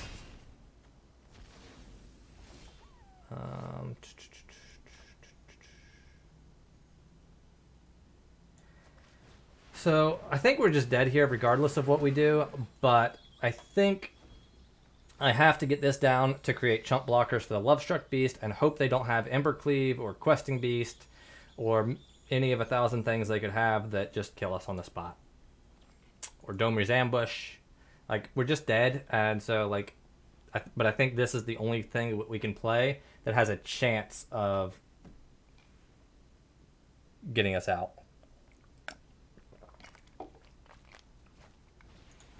Yeah. Okay. Yeah, I don't... Domri's Ambush makes the Kraken a bad idea, so I'm going to get rid of those.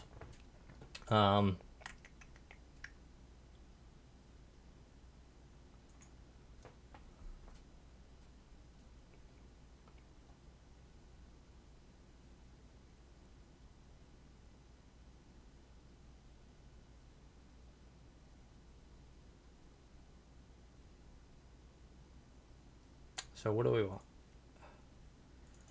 Paradise Druid.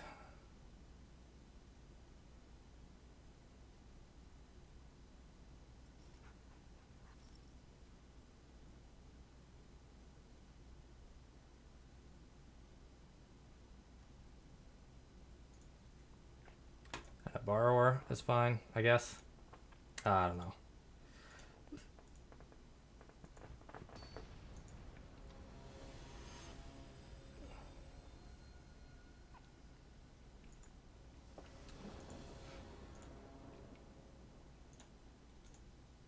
Alright.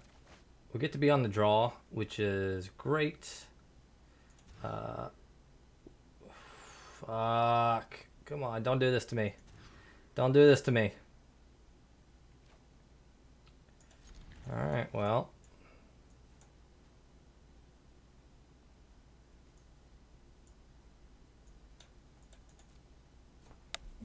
I think we're dead. I think we have died.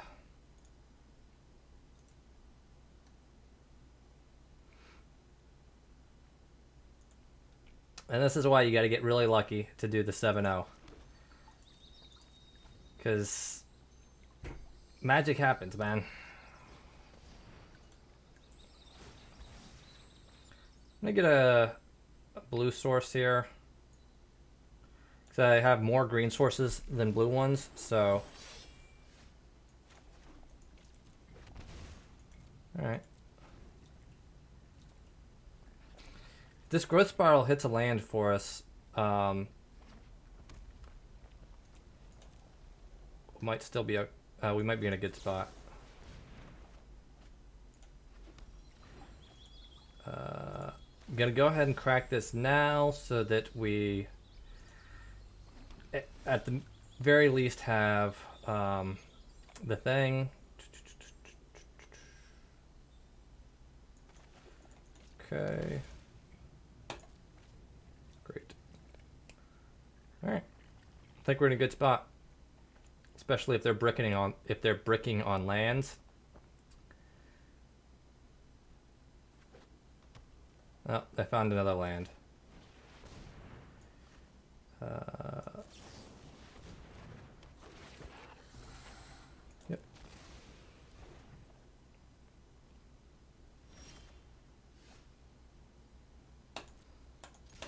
I think we're going to start attacking them.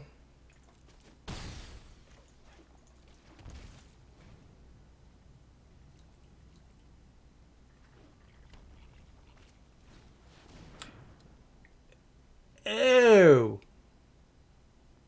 Vomit.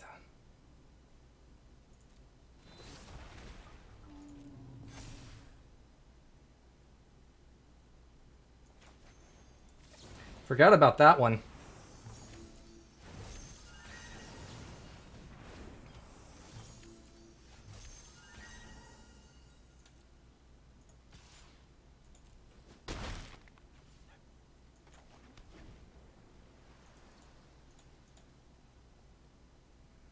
Yeah, I think that one's gonna kill us.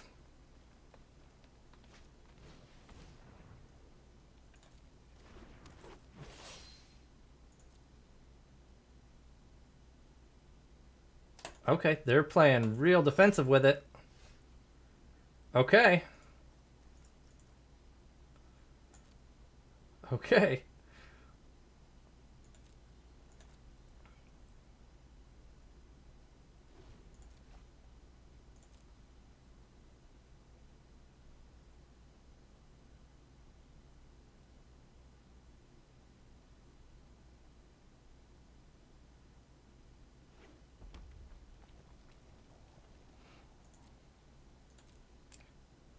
Attack with Embercleave? No. Wow. Okay. Unless they have double stomp here, we're in a good spot.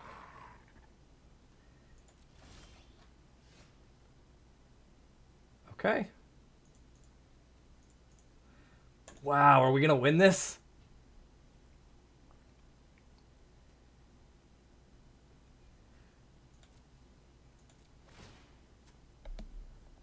It's crazy.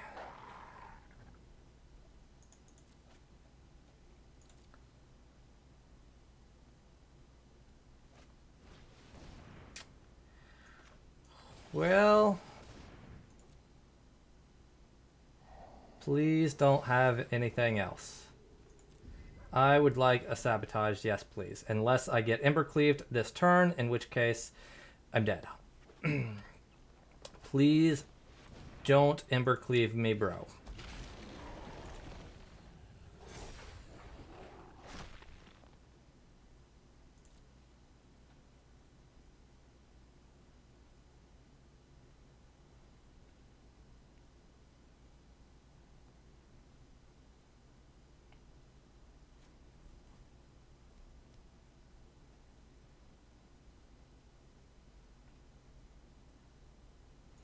Man, he's being so defensive. That is great for me.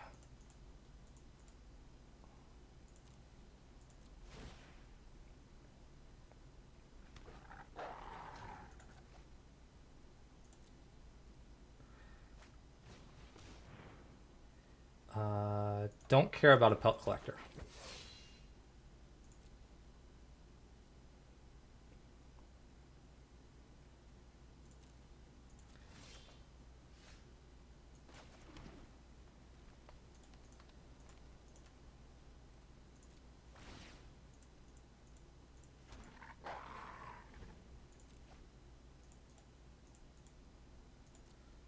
Okay. It's fine.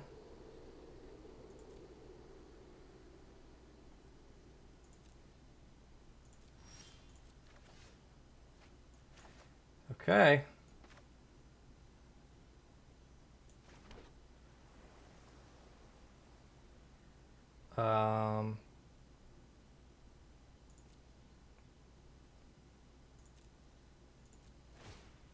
Okay, so they can't win at this point.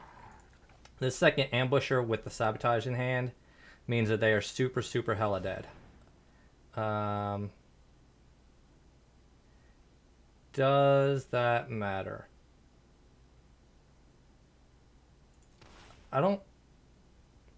I think if I just counter that and Nightpack Ambusher, then they're just dead. But I just I don't know, maybe I'm being too defensive now. But I feel like I just want to hold my counterspell for an Embercleave or something like that. But I think just playing this Ambusher and then attacking with a bunch of wolves means that they're dead. Yeah. They agree. They agree that this wolf means that they are dead. Alright. Ooh, I thought our run was going to end there for a second. Alright.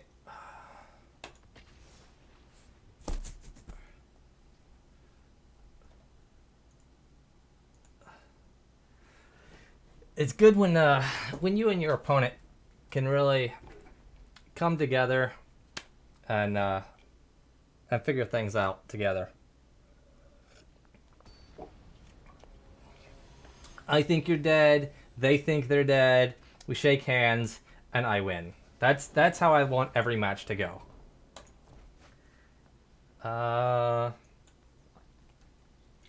This hand's okay in the dark. Yeah. Keeping that. Blue-white control. Okay, Earl is going to be really good against blue-white control.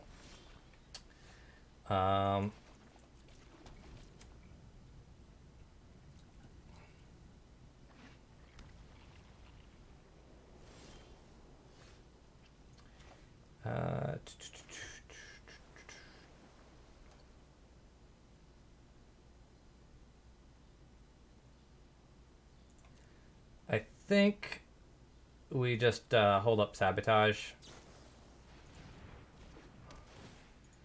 to prevent a Teferi coming down on us.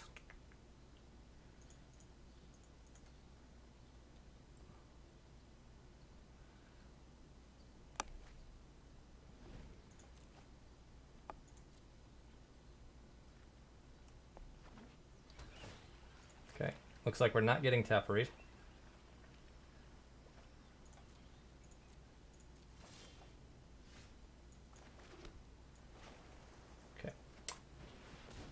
Gonna do this now, since we can hold up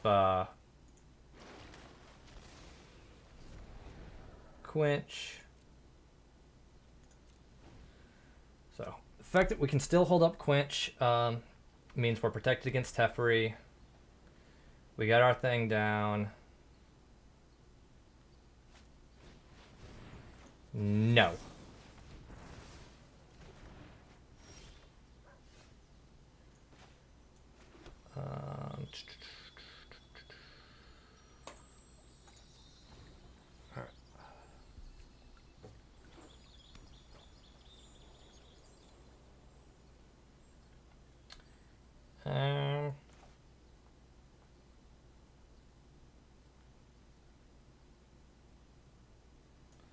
I think we do this. I think we just jam.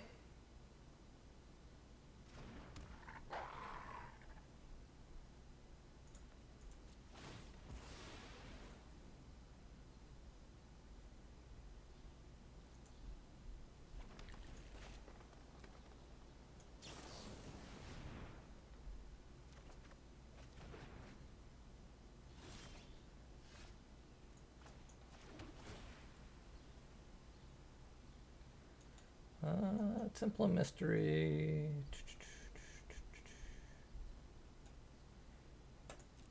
Yeah, I guess that's fine.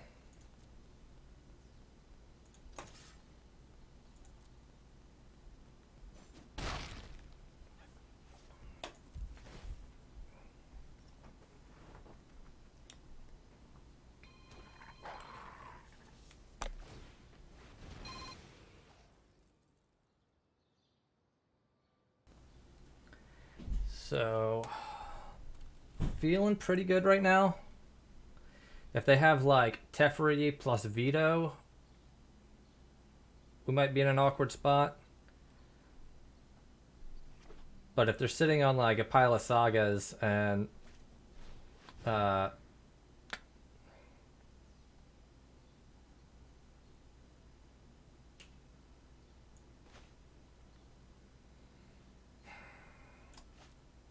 this is getting vetoed, right?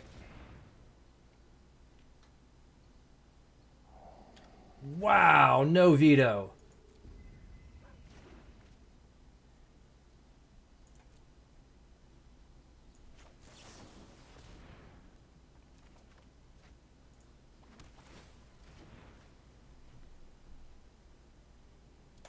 Okay, game is super over.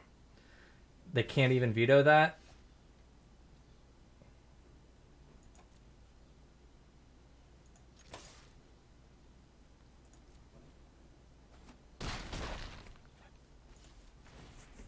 Okay. Alright. We're done here.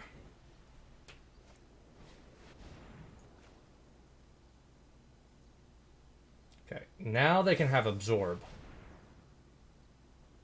And I'm sure they do. Or they're just dead. What is in their hand? Wild.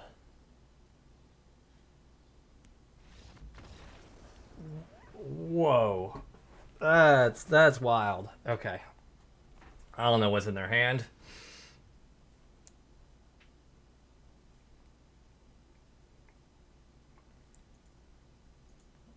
Okay. So, bringing in disputes, number one important thing here is to keep Teferi off the table. So we want disputes. I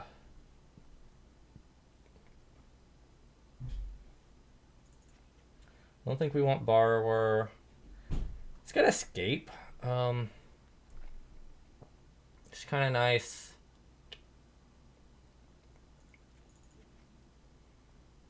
That was fine there, but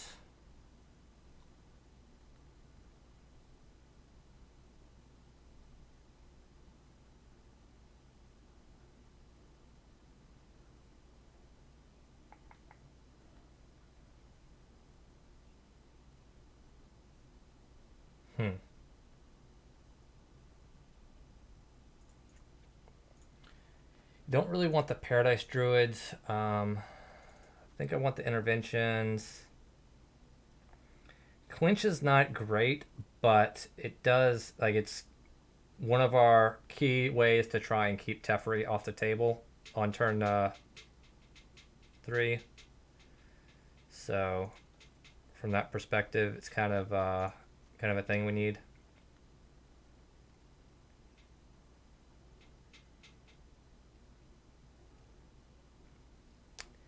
Is this better than Nightpack Ambusher?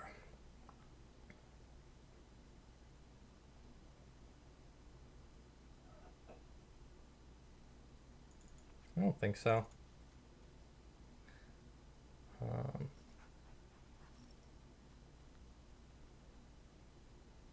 Okay, let's do that.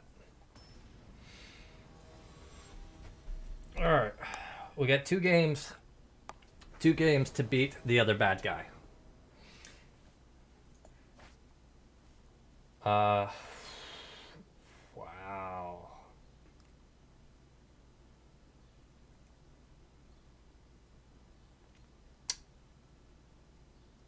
I think we keep this.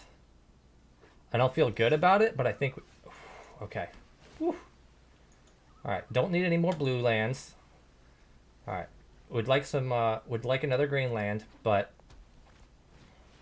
I can't pass up Dispute when keeping Teferi off the table is so important.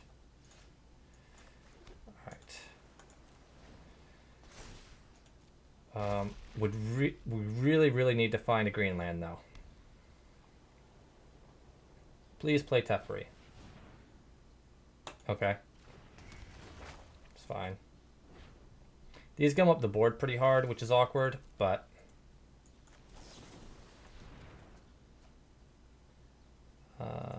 yep.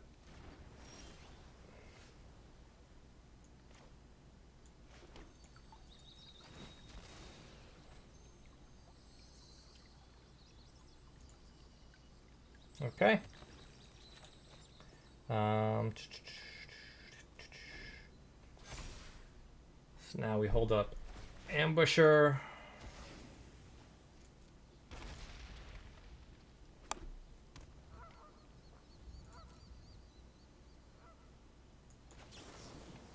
They can hard cast Dispute, but they don't have like Absorb or anything right now. They are very short on blue lands. Double top is scary though. Double top is definitely scary. Okay.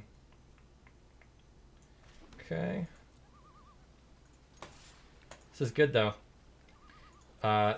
If we just like keep drawing counter spells, holding up counter spells with double Ambusher on the board is definitely a way to punk them out of the game real quick, especially if they keep messing on blue lands.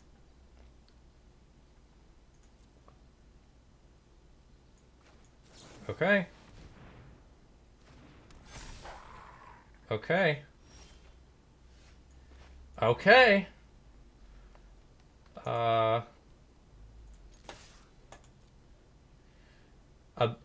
They have died. They have died. All right.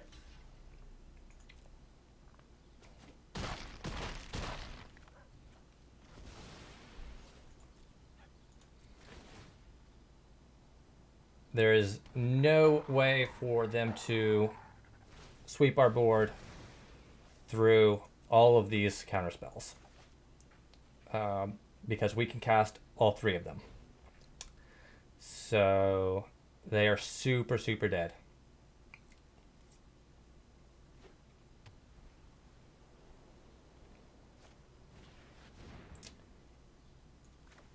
Yep.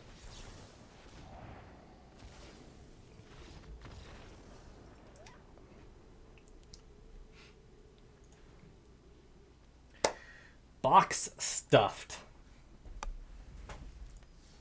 God, it feels good to dumpster blue-white control. Alright. We're getting there, guys. Alright, I'm gonna kill Arena real quick so that it doesn't crash on us in our last two matches.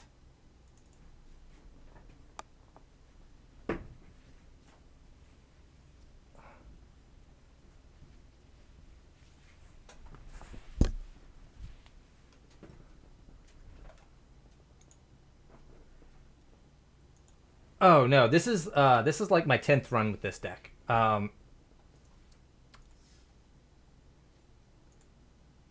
have run this deck several times already. I've run it. This is, I guess, my 11th run, and I have 7-0'd it twice. With this, this stream, yes. No, we lost. On this stream, I think it's technically our second run because I think we lost to Black Devotion, our first match, the first time we tried to run. But this is like our first like real run that we didn't bust out 0-1. So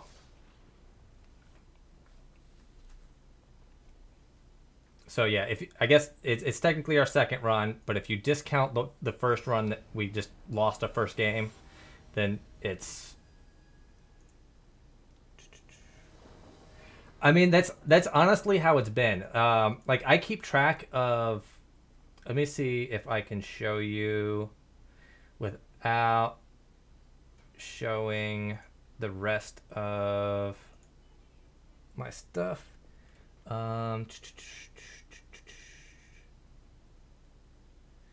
Window capture. Can I show you Notepad? There we go. So, is that showing on the stream? If you see, like, I keep track of what decks I played against and everything. So, you can, so I can, like, just kind of have an idea of what the meta is. And, I don't know, it's fun to keep track, I guess. Keep this hand. Uro. It's kind of slow, but we're in the dark. Don't really know what we're going on against.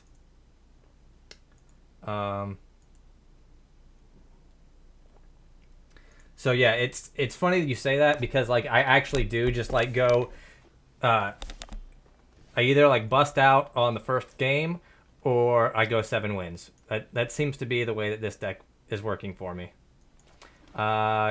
Forest implies to me that we're facing Simic Cavaliers. Yeah, this is definitely the Cavaliers build.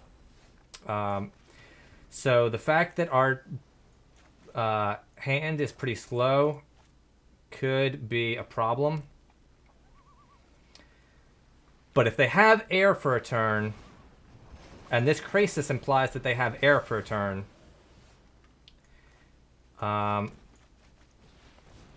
we might be okay still.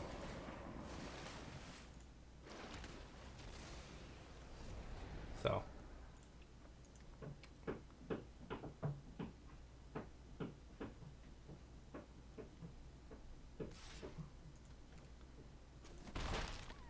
No land. Please have no land. Okay, Uro of their own is fine. Because, like, basically whatever they do, except for Nissa, if they Nissa, we're going to have to Frilled Mystic.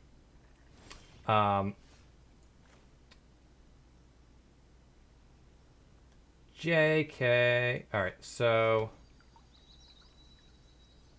definitely want to go ahead and fetch an island so that we can hold up Dispute. And then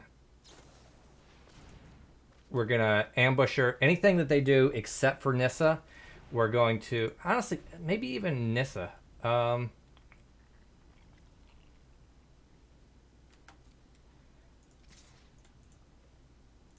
Because we can bounce the Nissa. It's not that big a deal. We just really want to get this Nightpack Ambusher down, and then we tempo them out of the game.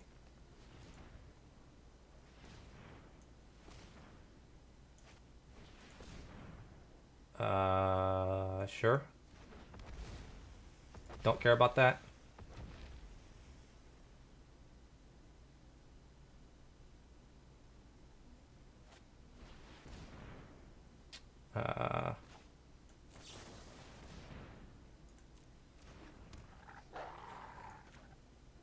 That, I guess I Dispute just to kind of use my mana. I'm not 100% sure that disputing that is correct, but it's what we're doing, so.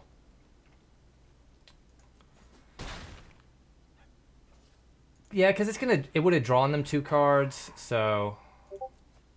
Yeah, it's right to dispute it, I think.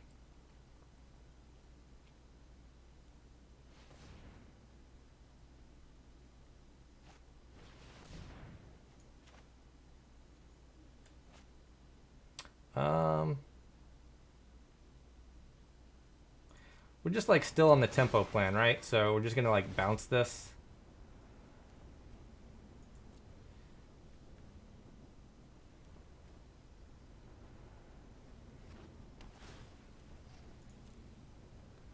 Because it feels like they have a counterspell of some kind, so.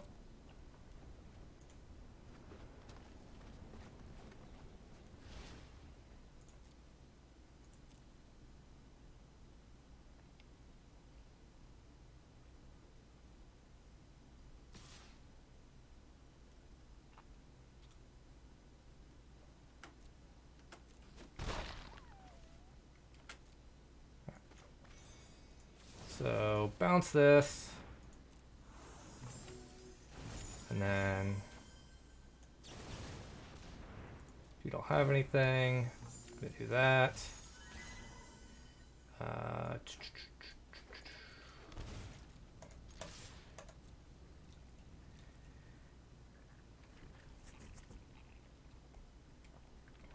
Just gonna keep killing them.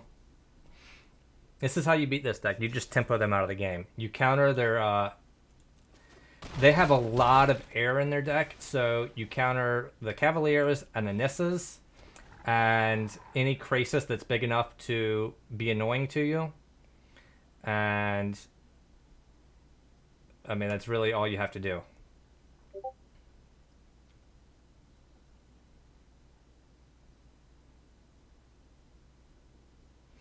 This matchup has been very, very favorable in my experience with it so far. Like, I feel like I just completely dumpster the Cavalier version of this deck because they basically have no interaction. So they generally have 4 Mystic Disputes in the sideboard, and that's it. Like, and then you just have infinite counter spells to do whatever you want, basically.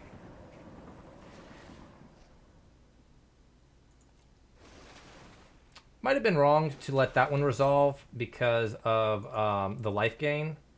So we got 3, 7, 10, 13. Yeah, I'm threatening lethal without that. But, I mean, I guess I'm threatening lethal too now.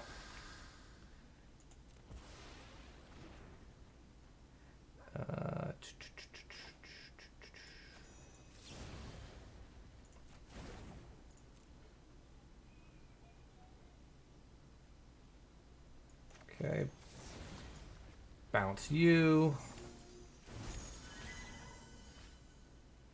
And that Nightpack Ambusher gives me lethal, I believe.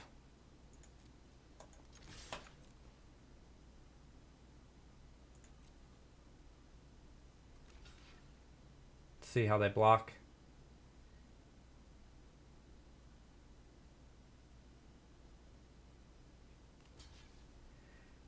So that's 9.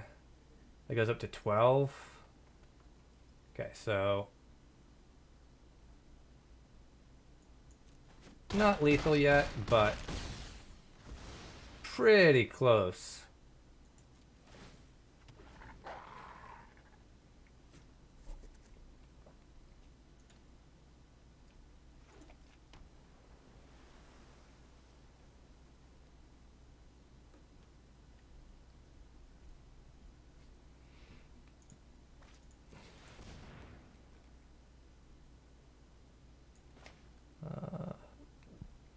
So I just do this. So. Alright, so we bring in disputes, we bring in those, we bring in more counter spells. We do not want the Krakens. This matchup is all about keeping their key things off the table. So,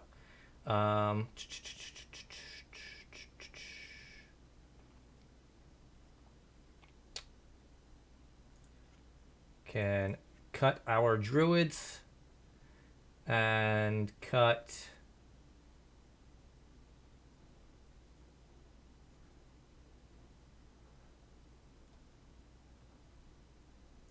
I'll cut a borrower, I guess. Yeah, seems good. All right.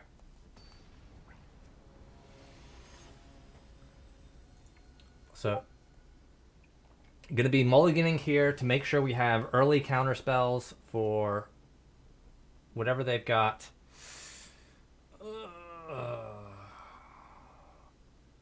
I don't know if that's good enough.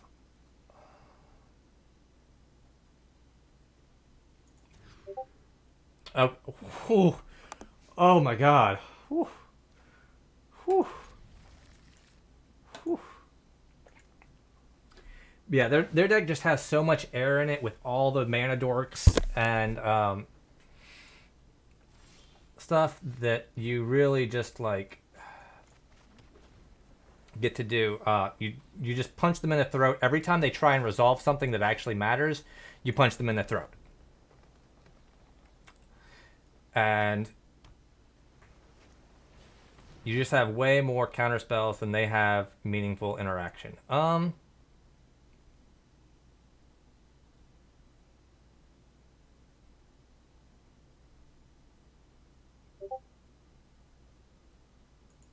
Okay.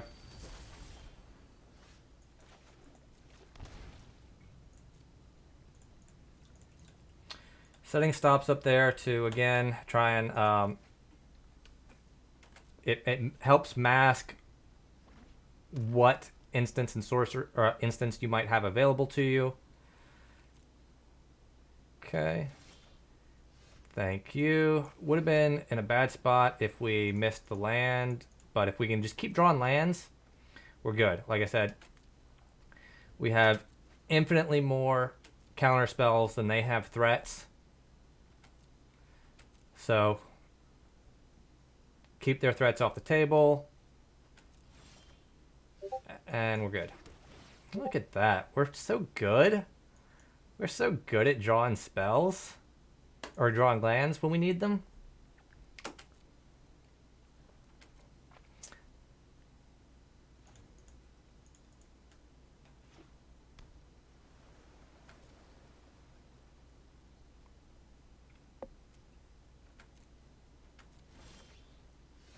Perfect. Alright, not gonna play the Nissa. Like, we could play the Nissa, untap a land, and have a counterspell. It's very likely they have a Veil, based on the way that they have been playing. Could have Thassa's Intervention as well. That's definitely a card that some of these decks could run. That I haven't necessarily seen, but is something they could have for sure.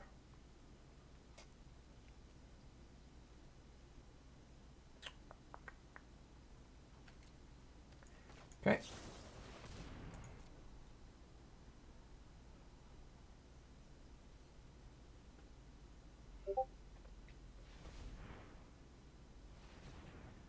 So this is going to be a Dispute, Hardcast, or Quench. They just...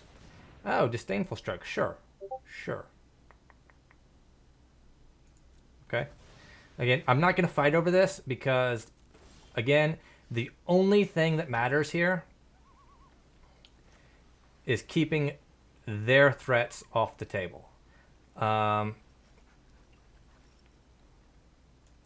now I can dispute whatever counterspell they have.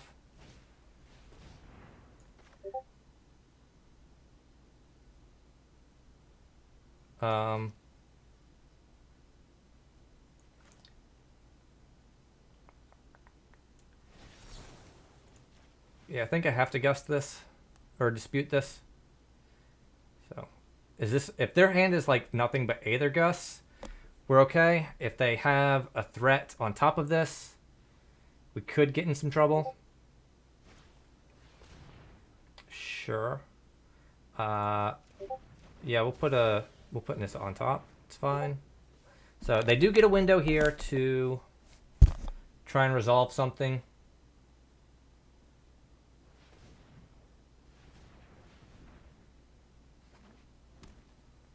It's going to be a Nissa of their own.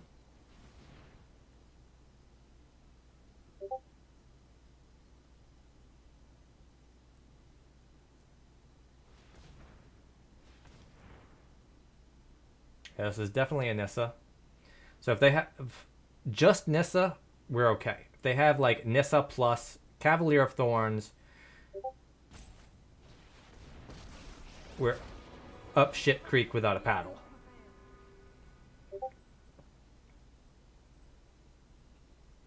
So, how good is your last card? 2, 3, 4, 5.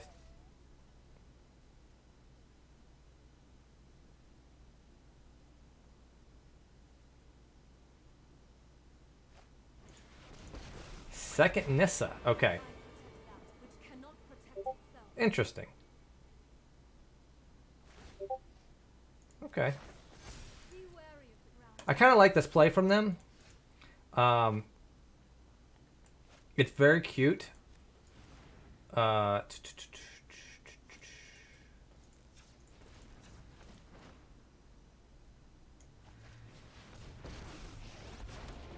We will not fail. and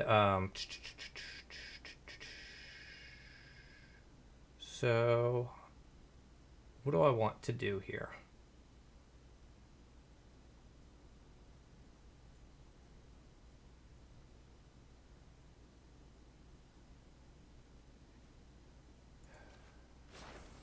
Harness the elements. So I'm gonna offer this trade here because I'm trading my island for their forest. And I think that's good for me. Because they're going to get to untap and have a, kill Nissa regardless. So I think that's Behold, nature. definitely preferable, forcing them to trade for a forest. Well, I guess I could have, when they attack, I could have taken the swap anyway. I don't know.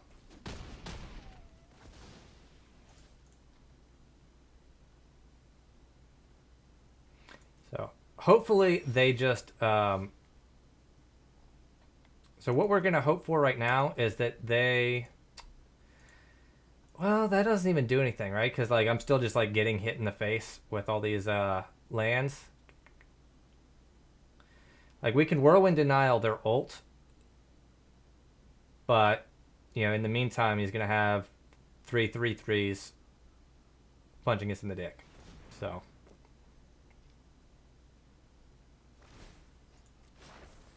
Rise, my elemental friend. smells like Krasis.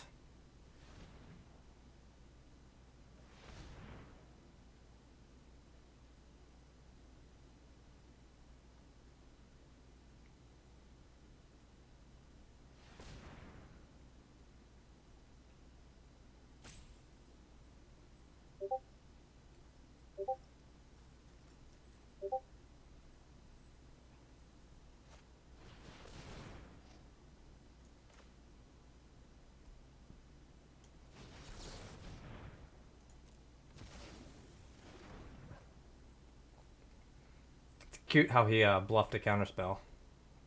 Unfortunately, we no longer have that available to us for the ult, and this ult is just going to mean we're dead. Right? Is there...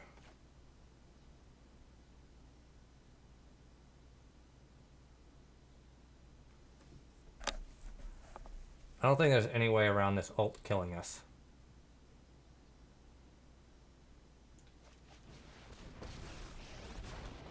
Witness the tide that bind us all. The land fights for us.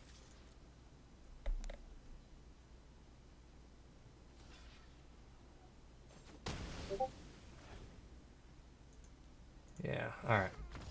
So, game 3 on the play. Right? I think we're on the play.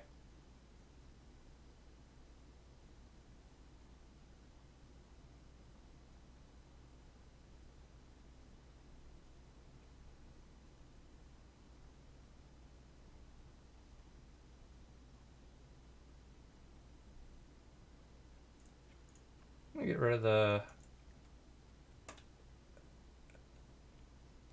some of that for some acceleration on the play. Hopefully we're on the play. I'm pretty sure we're on the play.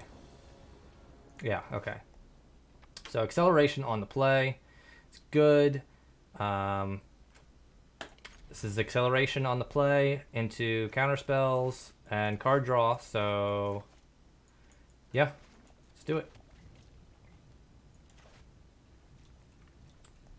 We need to draw a bunch of lands.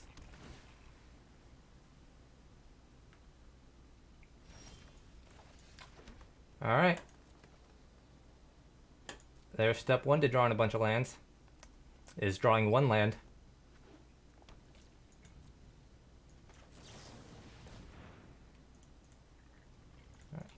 Smells like Dispute. I don't know if they're going to use it or not, but they definitely have it. Okay. That's a choice.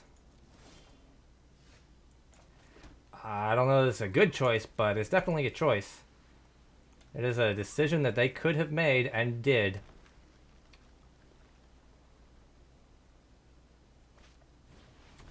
Yeah, I don't care about that.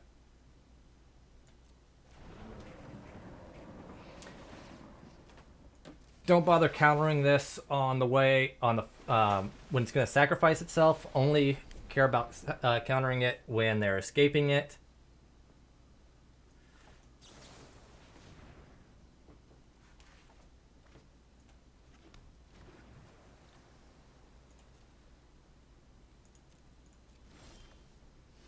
Okay. So we're going to do this. Hold up Sabotage.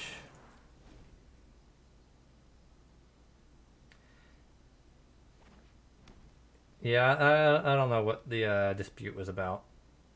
It was definitely a decision.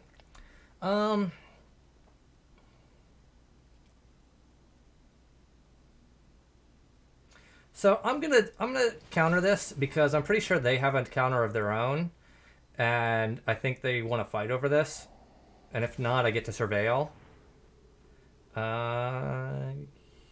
Yeah, I think we're in for an arrow of our own.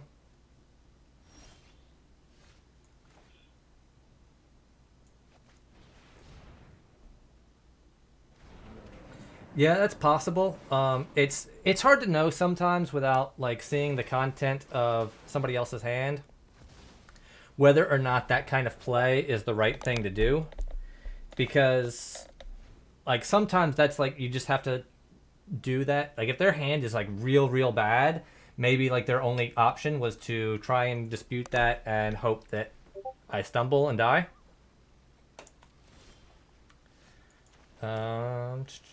Okay, well.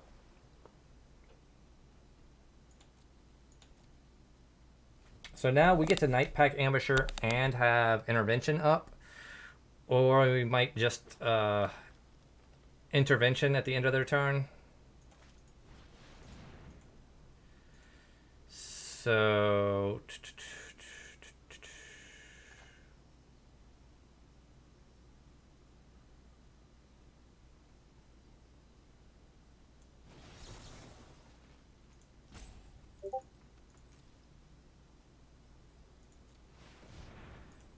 Do you have a counter spell, a counter spell, a counter spell? Do you have a counter spell? Do.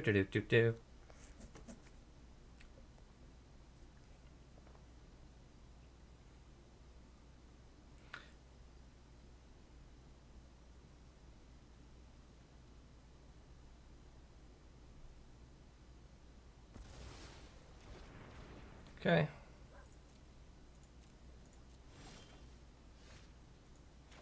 Okay.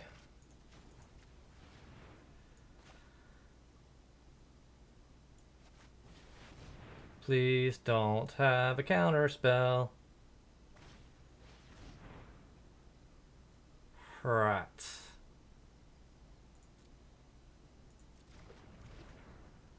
Damn, okay. Please don't have something scary.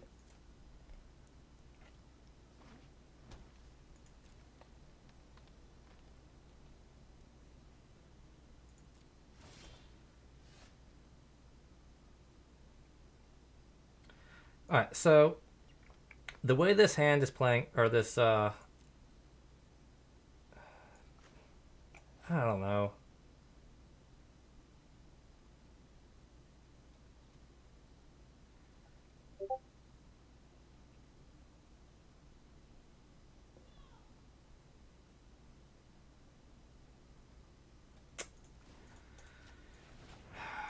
I think I'm just supposed to do this again. Okay. Okay. Oh shit. Damn. Alright, well, I did this post-combat, so I don't get to I don't get to attack, which kind of sucks, but... And they do get to activate Castle. But, we get to Ambusher next turn, which is great.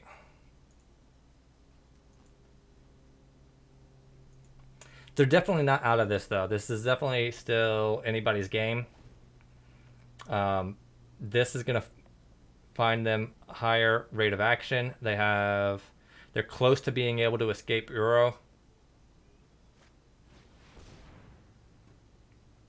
Okay, that's not scary.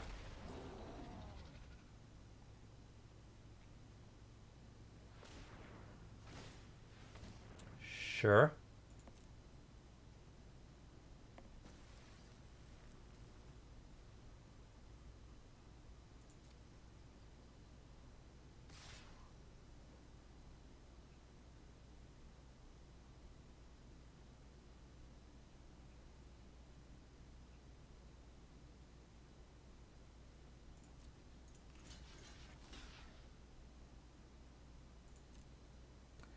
So we block here.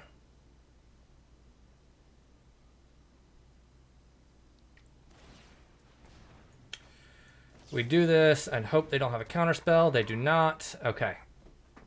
So, Ceratops is dead. We have an Ambusher and a Nissa on deck. And an Uro in the grave, ready to come out. So, I'm feeling pretty good about this.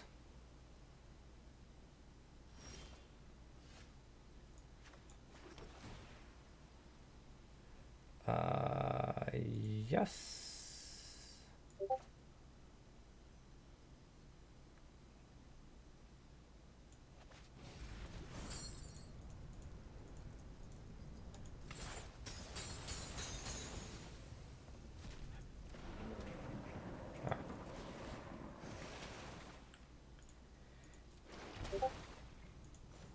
All right.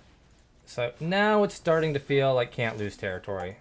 So we're not getting a wolf friend here this turn, but we are getting an Uro. So I think I haven't really done the math, but I'm pretty sure an Uro beats a wolfy friend.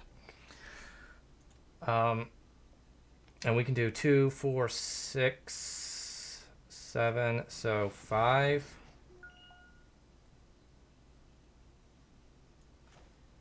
So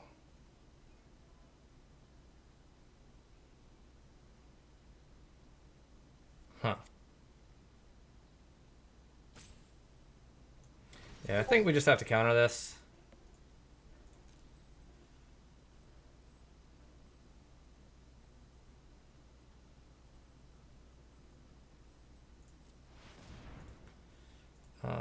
Probably want to stop on the upkeep because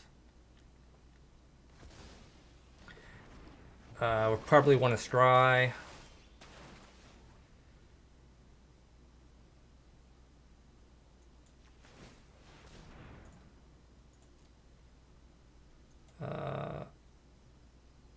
Hydroid Krasis of our own sounds great.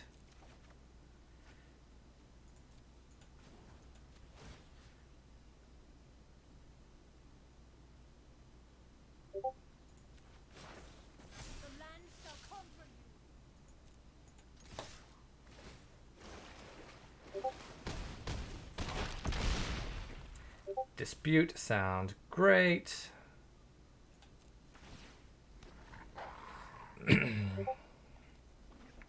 So,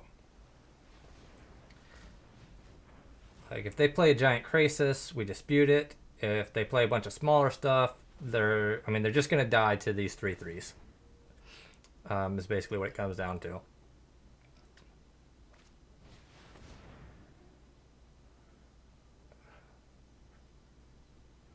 So,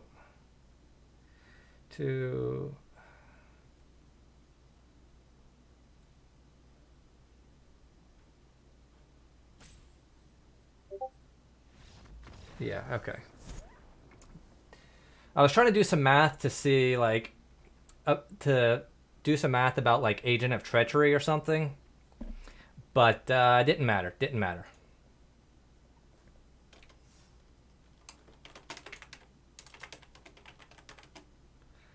All right. One more. We're getting there. Whew. Man, that match got pretty sketchy there for a second.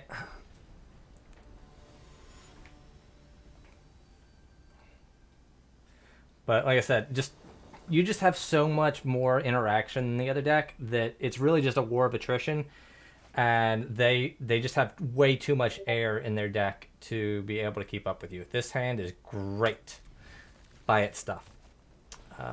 Okay, it's same deck. It's gonna be the Cavalier version. Starting on the draw is a little awkward, but especially since we don't have, they are set up for a turn 3 Nissa or a turn 3 Cavalier, and we don't currently have an answer to that, which is real awkward. So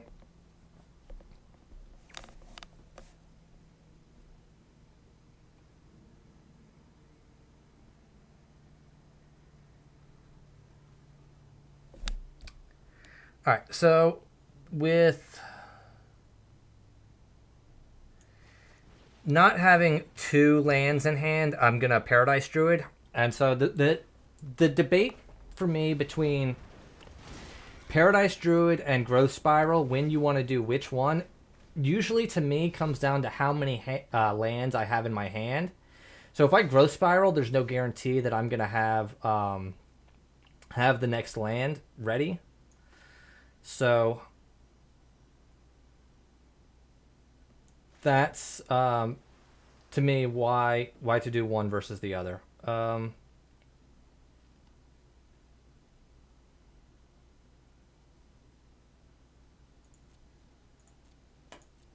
All right, so I'm gonna, if they don't try and slam anything scary, I'm gonna just wait and Ambusher. If they try and slam something scary, then obviously I have to Growth Spiral into Sabotage. But just taking the hit from the Cavalier for this turn is fine. Okay.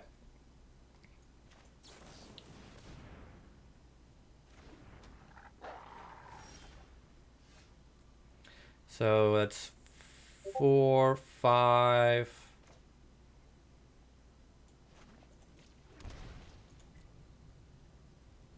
Okay.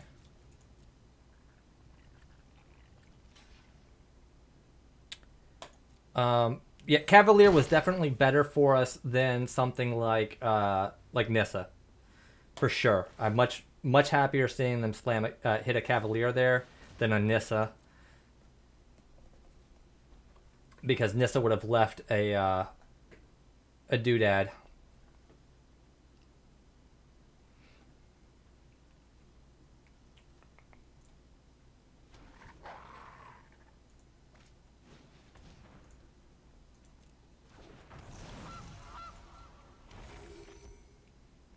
And see, like, this version of the Cav Ramp deck that has, like, Arboreal Grazer and Goose and Leafkin Druid, it's like, they have so much air in their deck. It's really unreal. Alright, so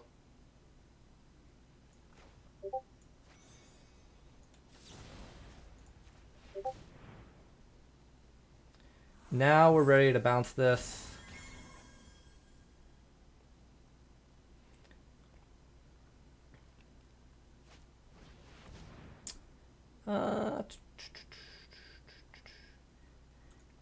So, like, this actually doesn't matter. That right there actually doesn't matter.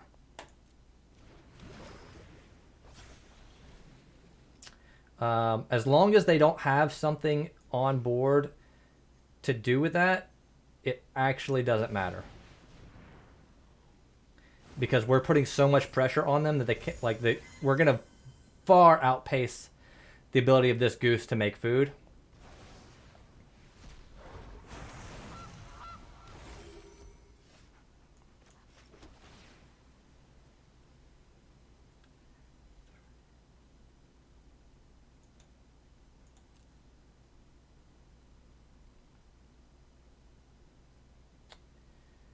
Um,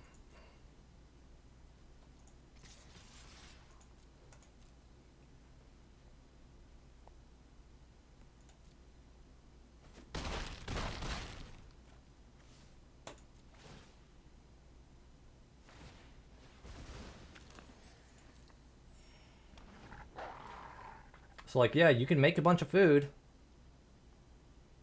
but I got infinite counter spells now, and they're never resolving another threat.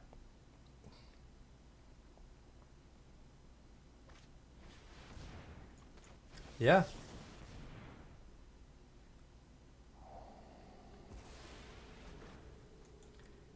And like the best remaining card they could have in their deck right now is Risen Reef.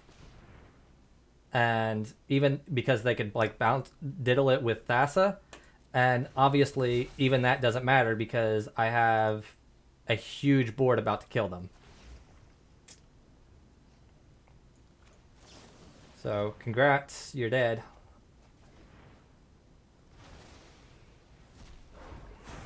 I'd like to draw a land. Perfect. Again, not that it matters. They're super dead. But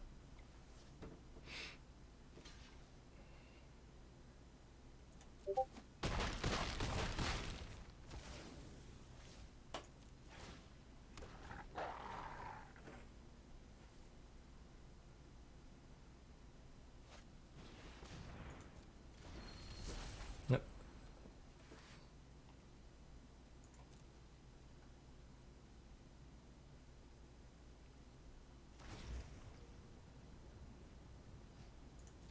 Sure. I don't know why they're not conceding. This is like this has been super over for a long time. Sure.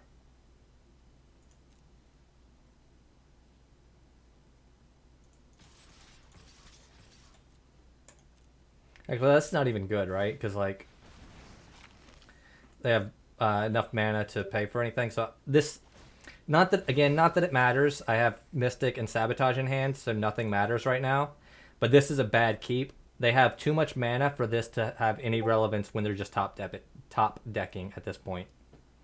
So this is this was bad, but it doesn't matter at this stage in the game.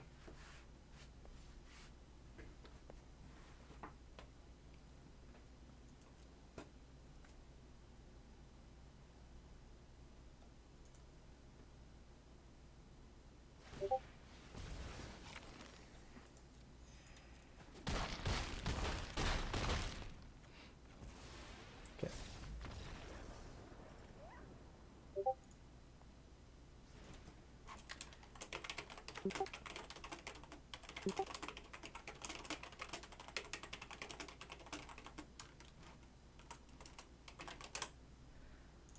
All right. So again, in this matchup, we want disputes, we want denials for Krasises, we want intervention. We do not want Paradise Druids. It's did I? Hang on, I might want some Paradise Druids. We do not need Krakens.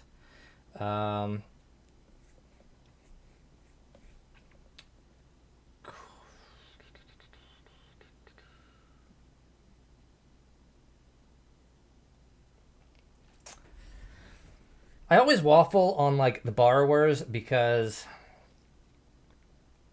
some of like their threats can be annoying to deal with once they get on board.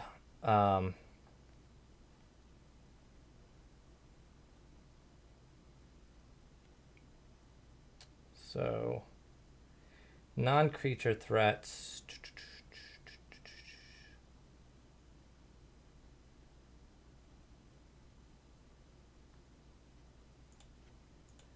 All right, I'm gonna leave 2 borrowers in this time. Like I don't have an exact science to my sideboarding. Like I just kind of go by feel a lot. So sometimes, like in the same matchup, I'll sideboard differently. But I think with the Thassa, I would like to. Yeah. So we just need a couple lands. And we have a temple. So leading with the island to dispute a Risen Reef. Okay. Yep. So we could get like Nissa or something here. We could get Nissa or Cavalier here, and then we're dead. Nylia Keen-Eyed. Okay.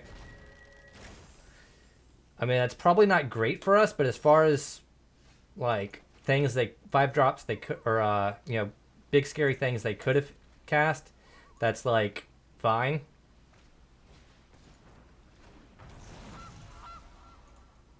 Sure.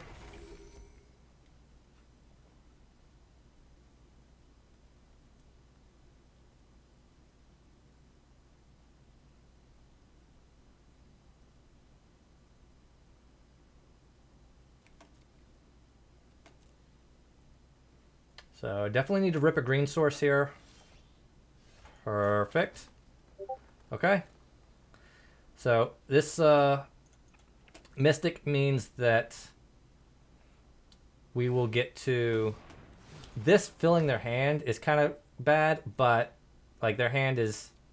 I guess we get to see what it is, so it really isn't even that big a deal. So if they don't have a dispute here, okay, yeah, like now we're quickly approaching garbage time.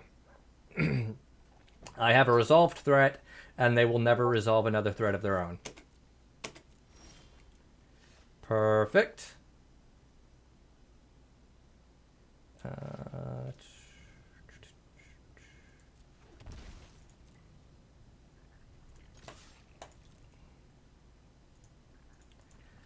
Shocking that in because of like potentially Quench. I don't know. I don't know. It's my life total doesn't matter.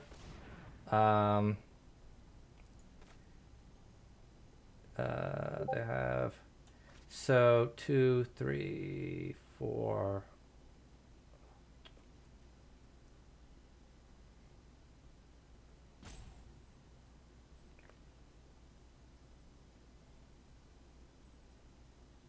So this is kind of awkward. They can activate Castle and play another 5-drop here.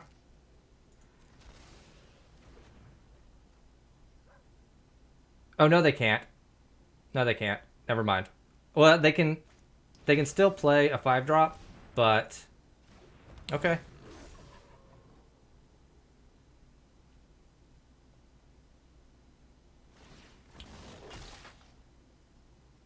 Okay.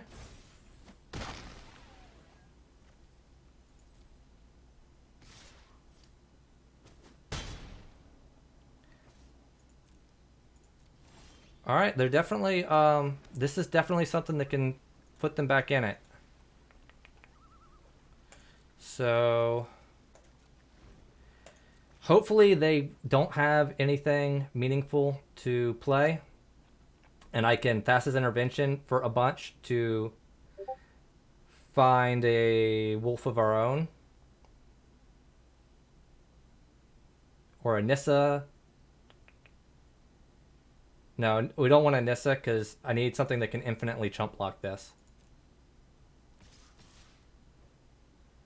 Okay, so 9.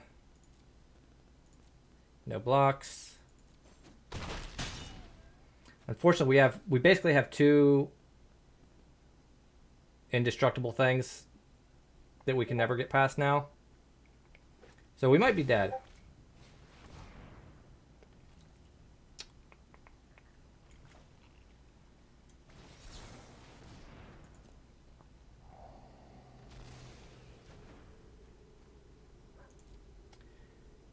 Does that save me? What do I need here?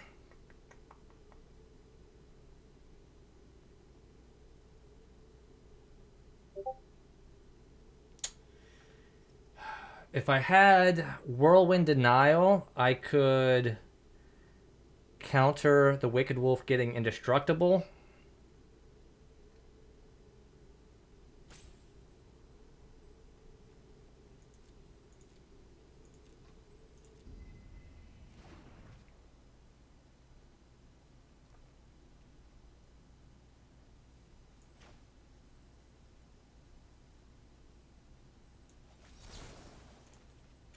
So I think I have to do this to draw one, because I need more than Nissa here. I need like Nissa and a Brazen Borrower.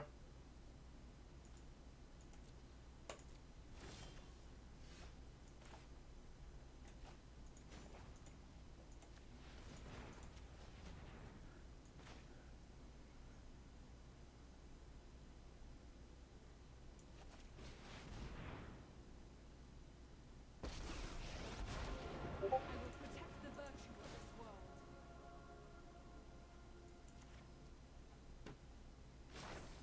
The land fights for us. To shocking this in so that I can still sabotage after jump blocking with this island here.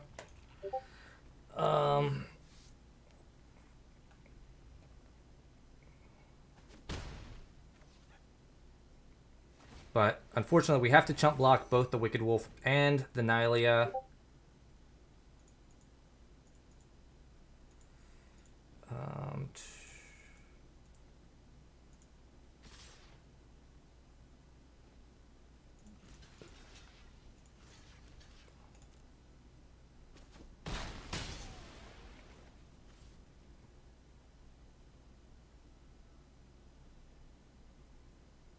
So really need a Brazen Borrower to give us some breathing room. All right, this gives us a Scry, or a Surveil, which is great. That's not what we need. So...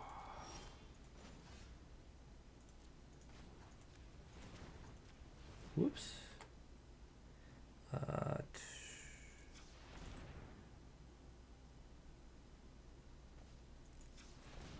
Whoops. Okay.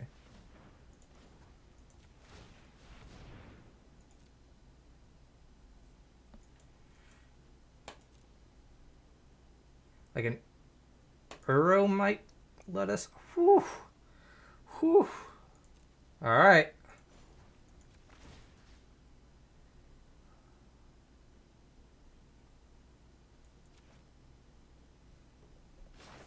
Behold, nature's true power.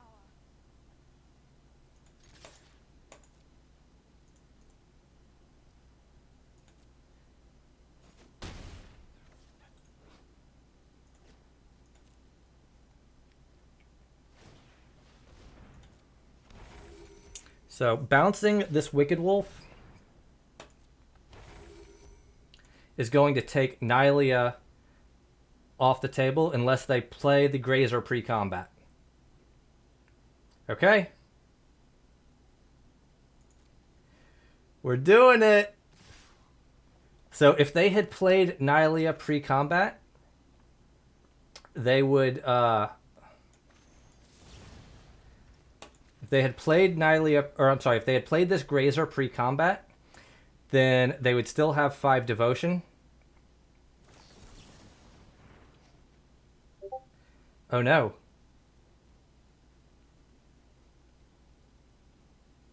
Oh no.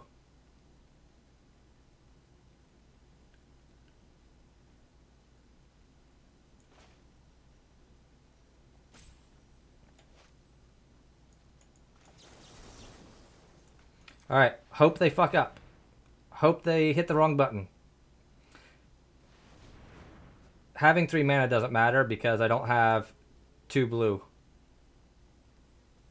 Oh! Oh! Oh my god! Right. Oh, fuck. I just fucked up again. Why do I keep not... I keep doing that. I keep, like, being like, oh, I'm getting disputed. I'm dead.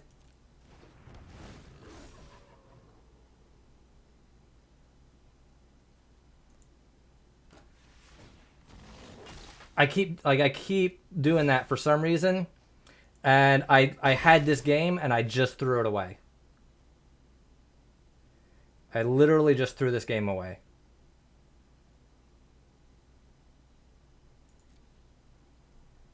Okay, I need another Brazen Borrower. Whoops.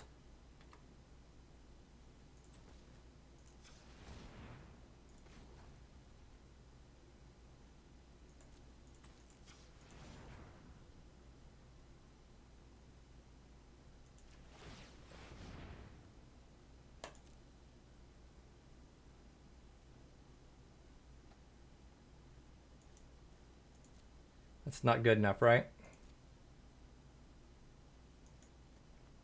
Because I get 4 mana. Like, that's good enough to keep me alive for a turn. But then I'm just hemorrhaging. So I have to go for the other Brazen Borrower, right?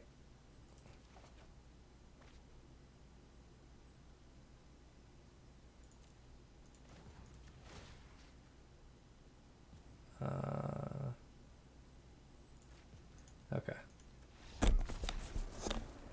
Okay. Oh my god, I can't believe I messed that up.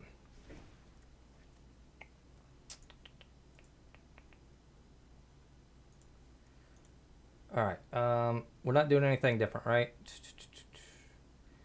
Wait, we're on the play.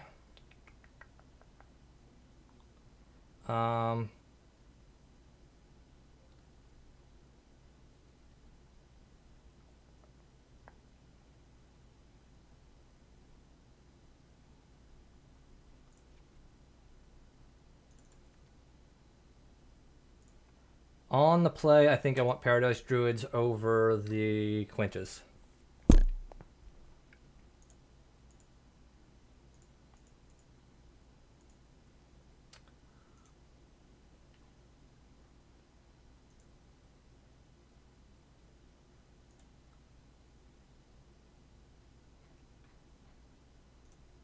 Okay.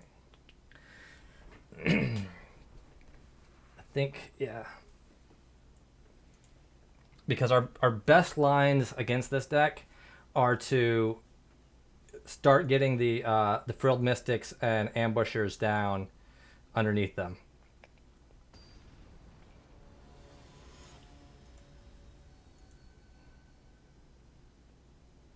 Sarkhan's like little wispy purple strands of hair up here make me laugh. Yeah, that's fine. Got lands.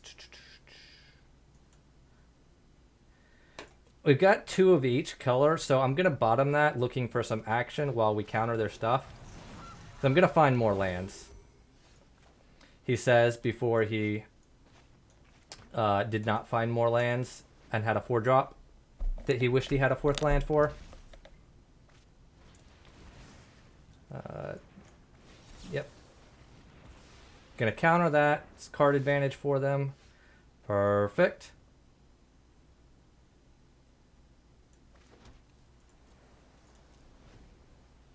Would really like a Frilled Mystic. Or Thassa's Intervention. That's fine.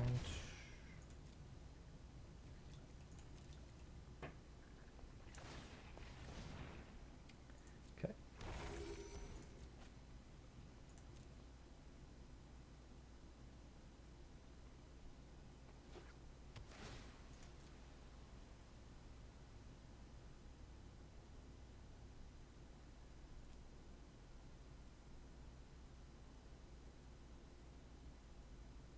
Play something I don't care about. Play another Risen Reef. Play another Risen Reef. Play another Risen Reef. Yeah.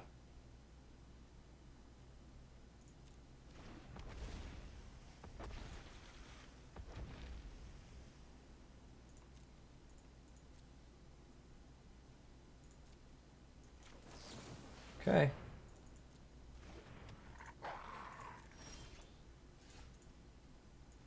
Okay. Cannot play Nissa just yet because I need Sinister Sabotage. So we're just gonna beat them down with some wolves.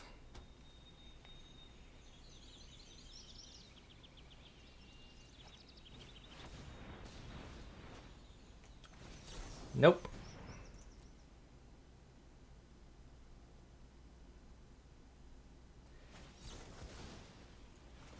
Nope. Oh wait, do I have... Hang on, it's not make sure... Okay, yeah, we don't have the mana to pay for dispute. I need to stop trying to counter disputes that I have the mana to pay for. Alright. Counterspell. Perfect.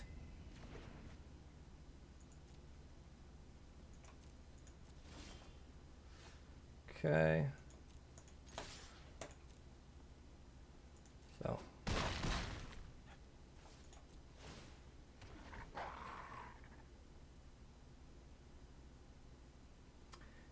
Feeling like can't lose territory here.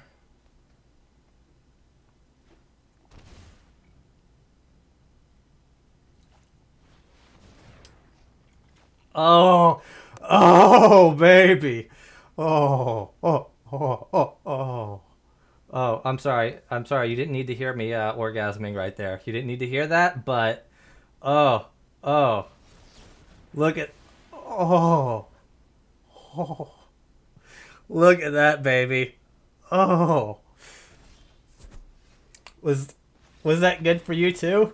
Was that good for you too? Oh. Oh my god. Oh my god. I love it. I love it.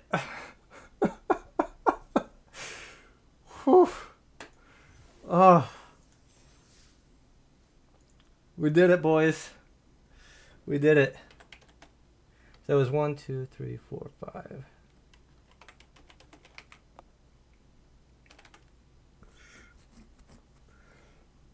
Oh.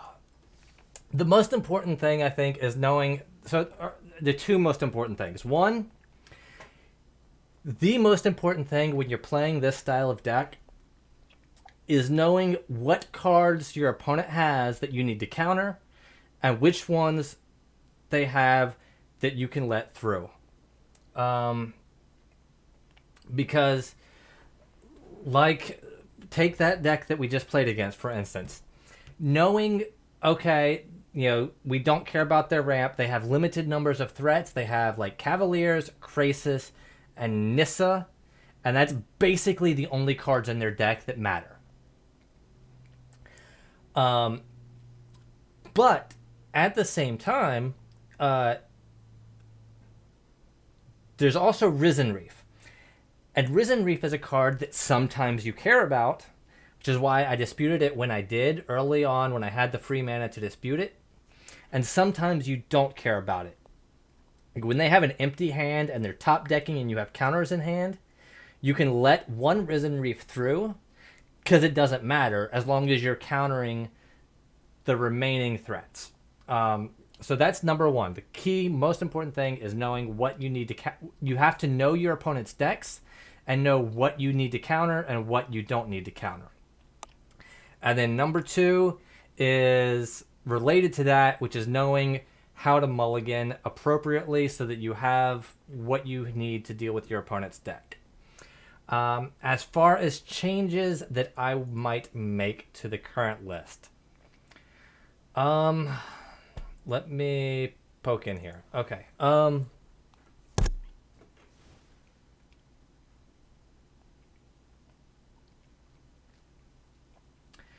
Nadir Kraken. I don't know. Part of this is kind of good in terms of like being another thing that you can stick on the board and then just builds a board presence for you. But I don't love it. The other card, the card that I originally had in here, which I also 7-0'd with twice, was Thryx the Sudden Storm. So I had no Kraken and I had 2 Thryx the Sudden Storm. He doesn't really do a ton. The only other cards that you have that cost 5 or more is Nissa and a big Krasis. That being said, he does protect the Krasis from Whirlwind Denial. He doesn't protect the trigger from the Krasis, but you do still get the body if they have Whirlwind Denial. But I mostly, I put this in here basically as just another big flash threat against, the blue-white control decks. And it was fine. It came in surprisingly useful against, the mono-white, the mono-white Convoke style with Raise the Alarm and Loxodons, because those have a lot of flyers, and him being a big flying body is good for that. He's also actually, you know what? I think I'm going to put him back in, because he's really good against what's the black card? The demon.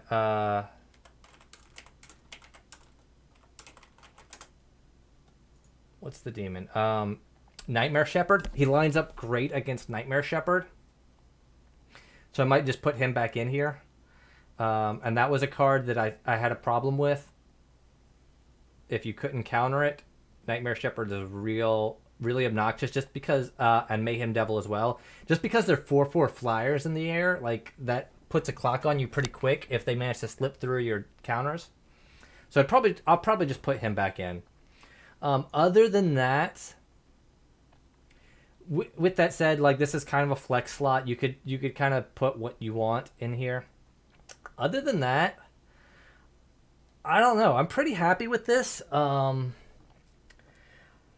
I could see moving interventions into the main deck and the disputes back into the board. So that's something you could do. Chainweb Aracnir, I did not get a chance to play with, but that's something I put in again for the mono white Loxodon style aggro build that has a bunch of 1 toughness flyers in it. It has Fairy Guide Mother, it has Healer Hawk, and it has the 2/1 Pegasus. So this being something that can deal with that seems useful. It's another reason that Thryx would be good for. I struggled a little bit against the flyers from that. The 1/2 body could also, hiccuping. Could also be useful against the 1/1s out of the red deck wins kind of deck.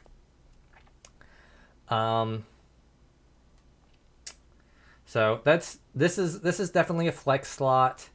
Other than that, so Chainweb Aracnir is a flex slot. Thryx could be maybe a flex slot. Is definitely a flex slot. You could definitely make some personal decisions about whether you want Thassa's Intervention in the main deck or Mystic Dispute in the main deck. I think as long as blue-white control and blue-green and the Simic ramp deck are tier 1 decks, having Dispute in the main deck is not a bad idea.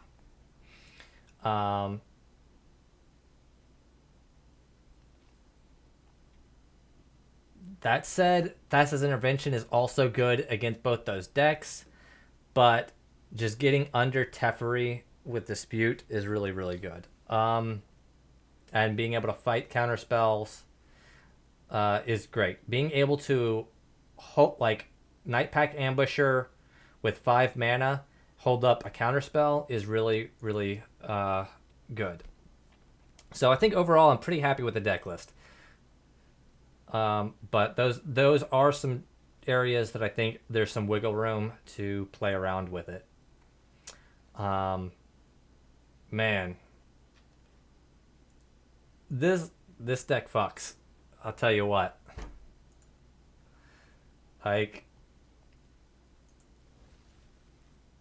This is definitely a deck. Let's open up some packs. So that was the third 7-0 with this deck.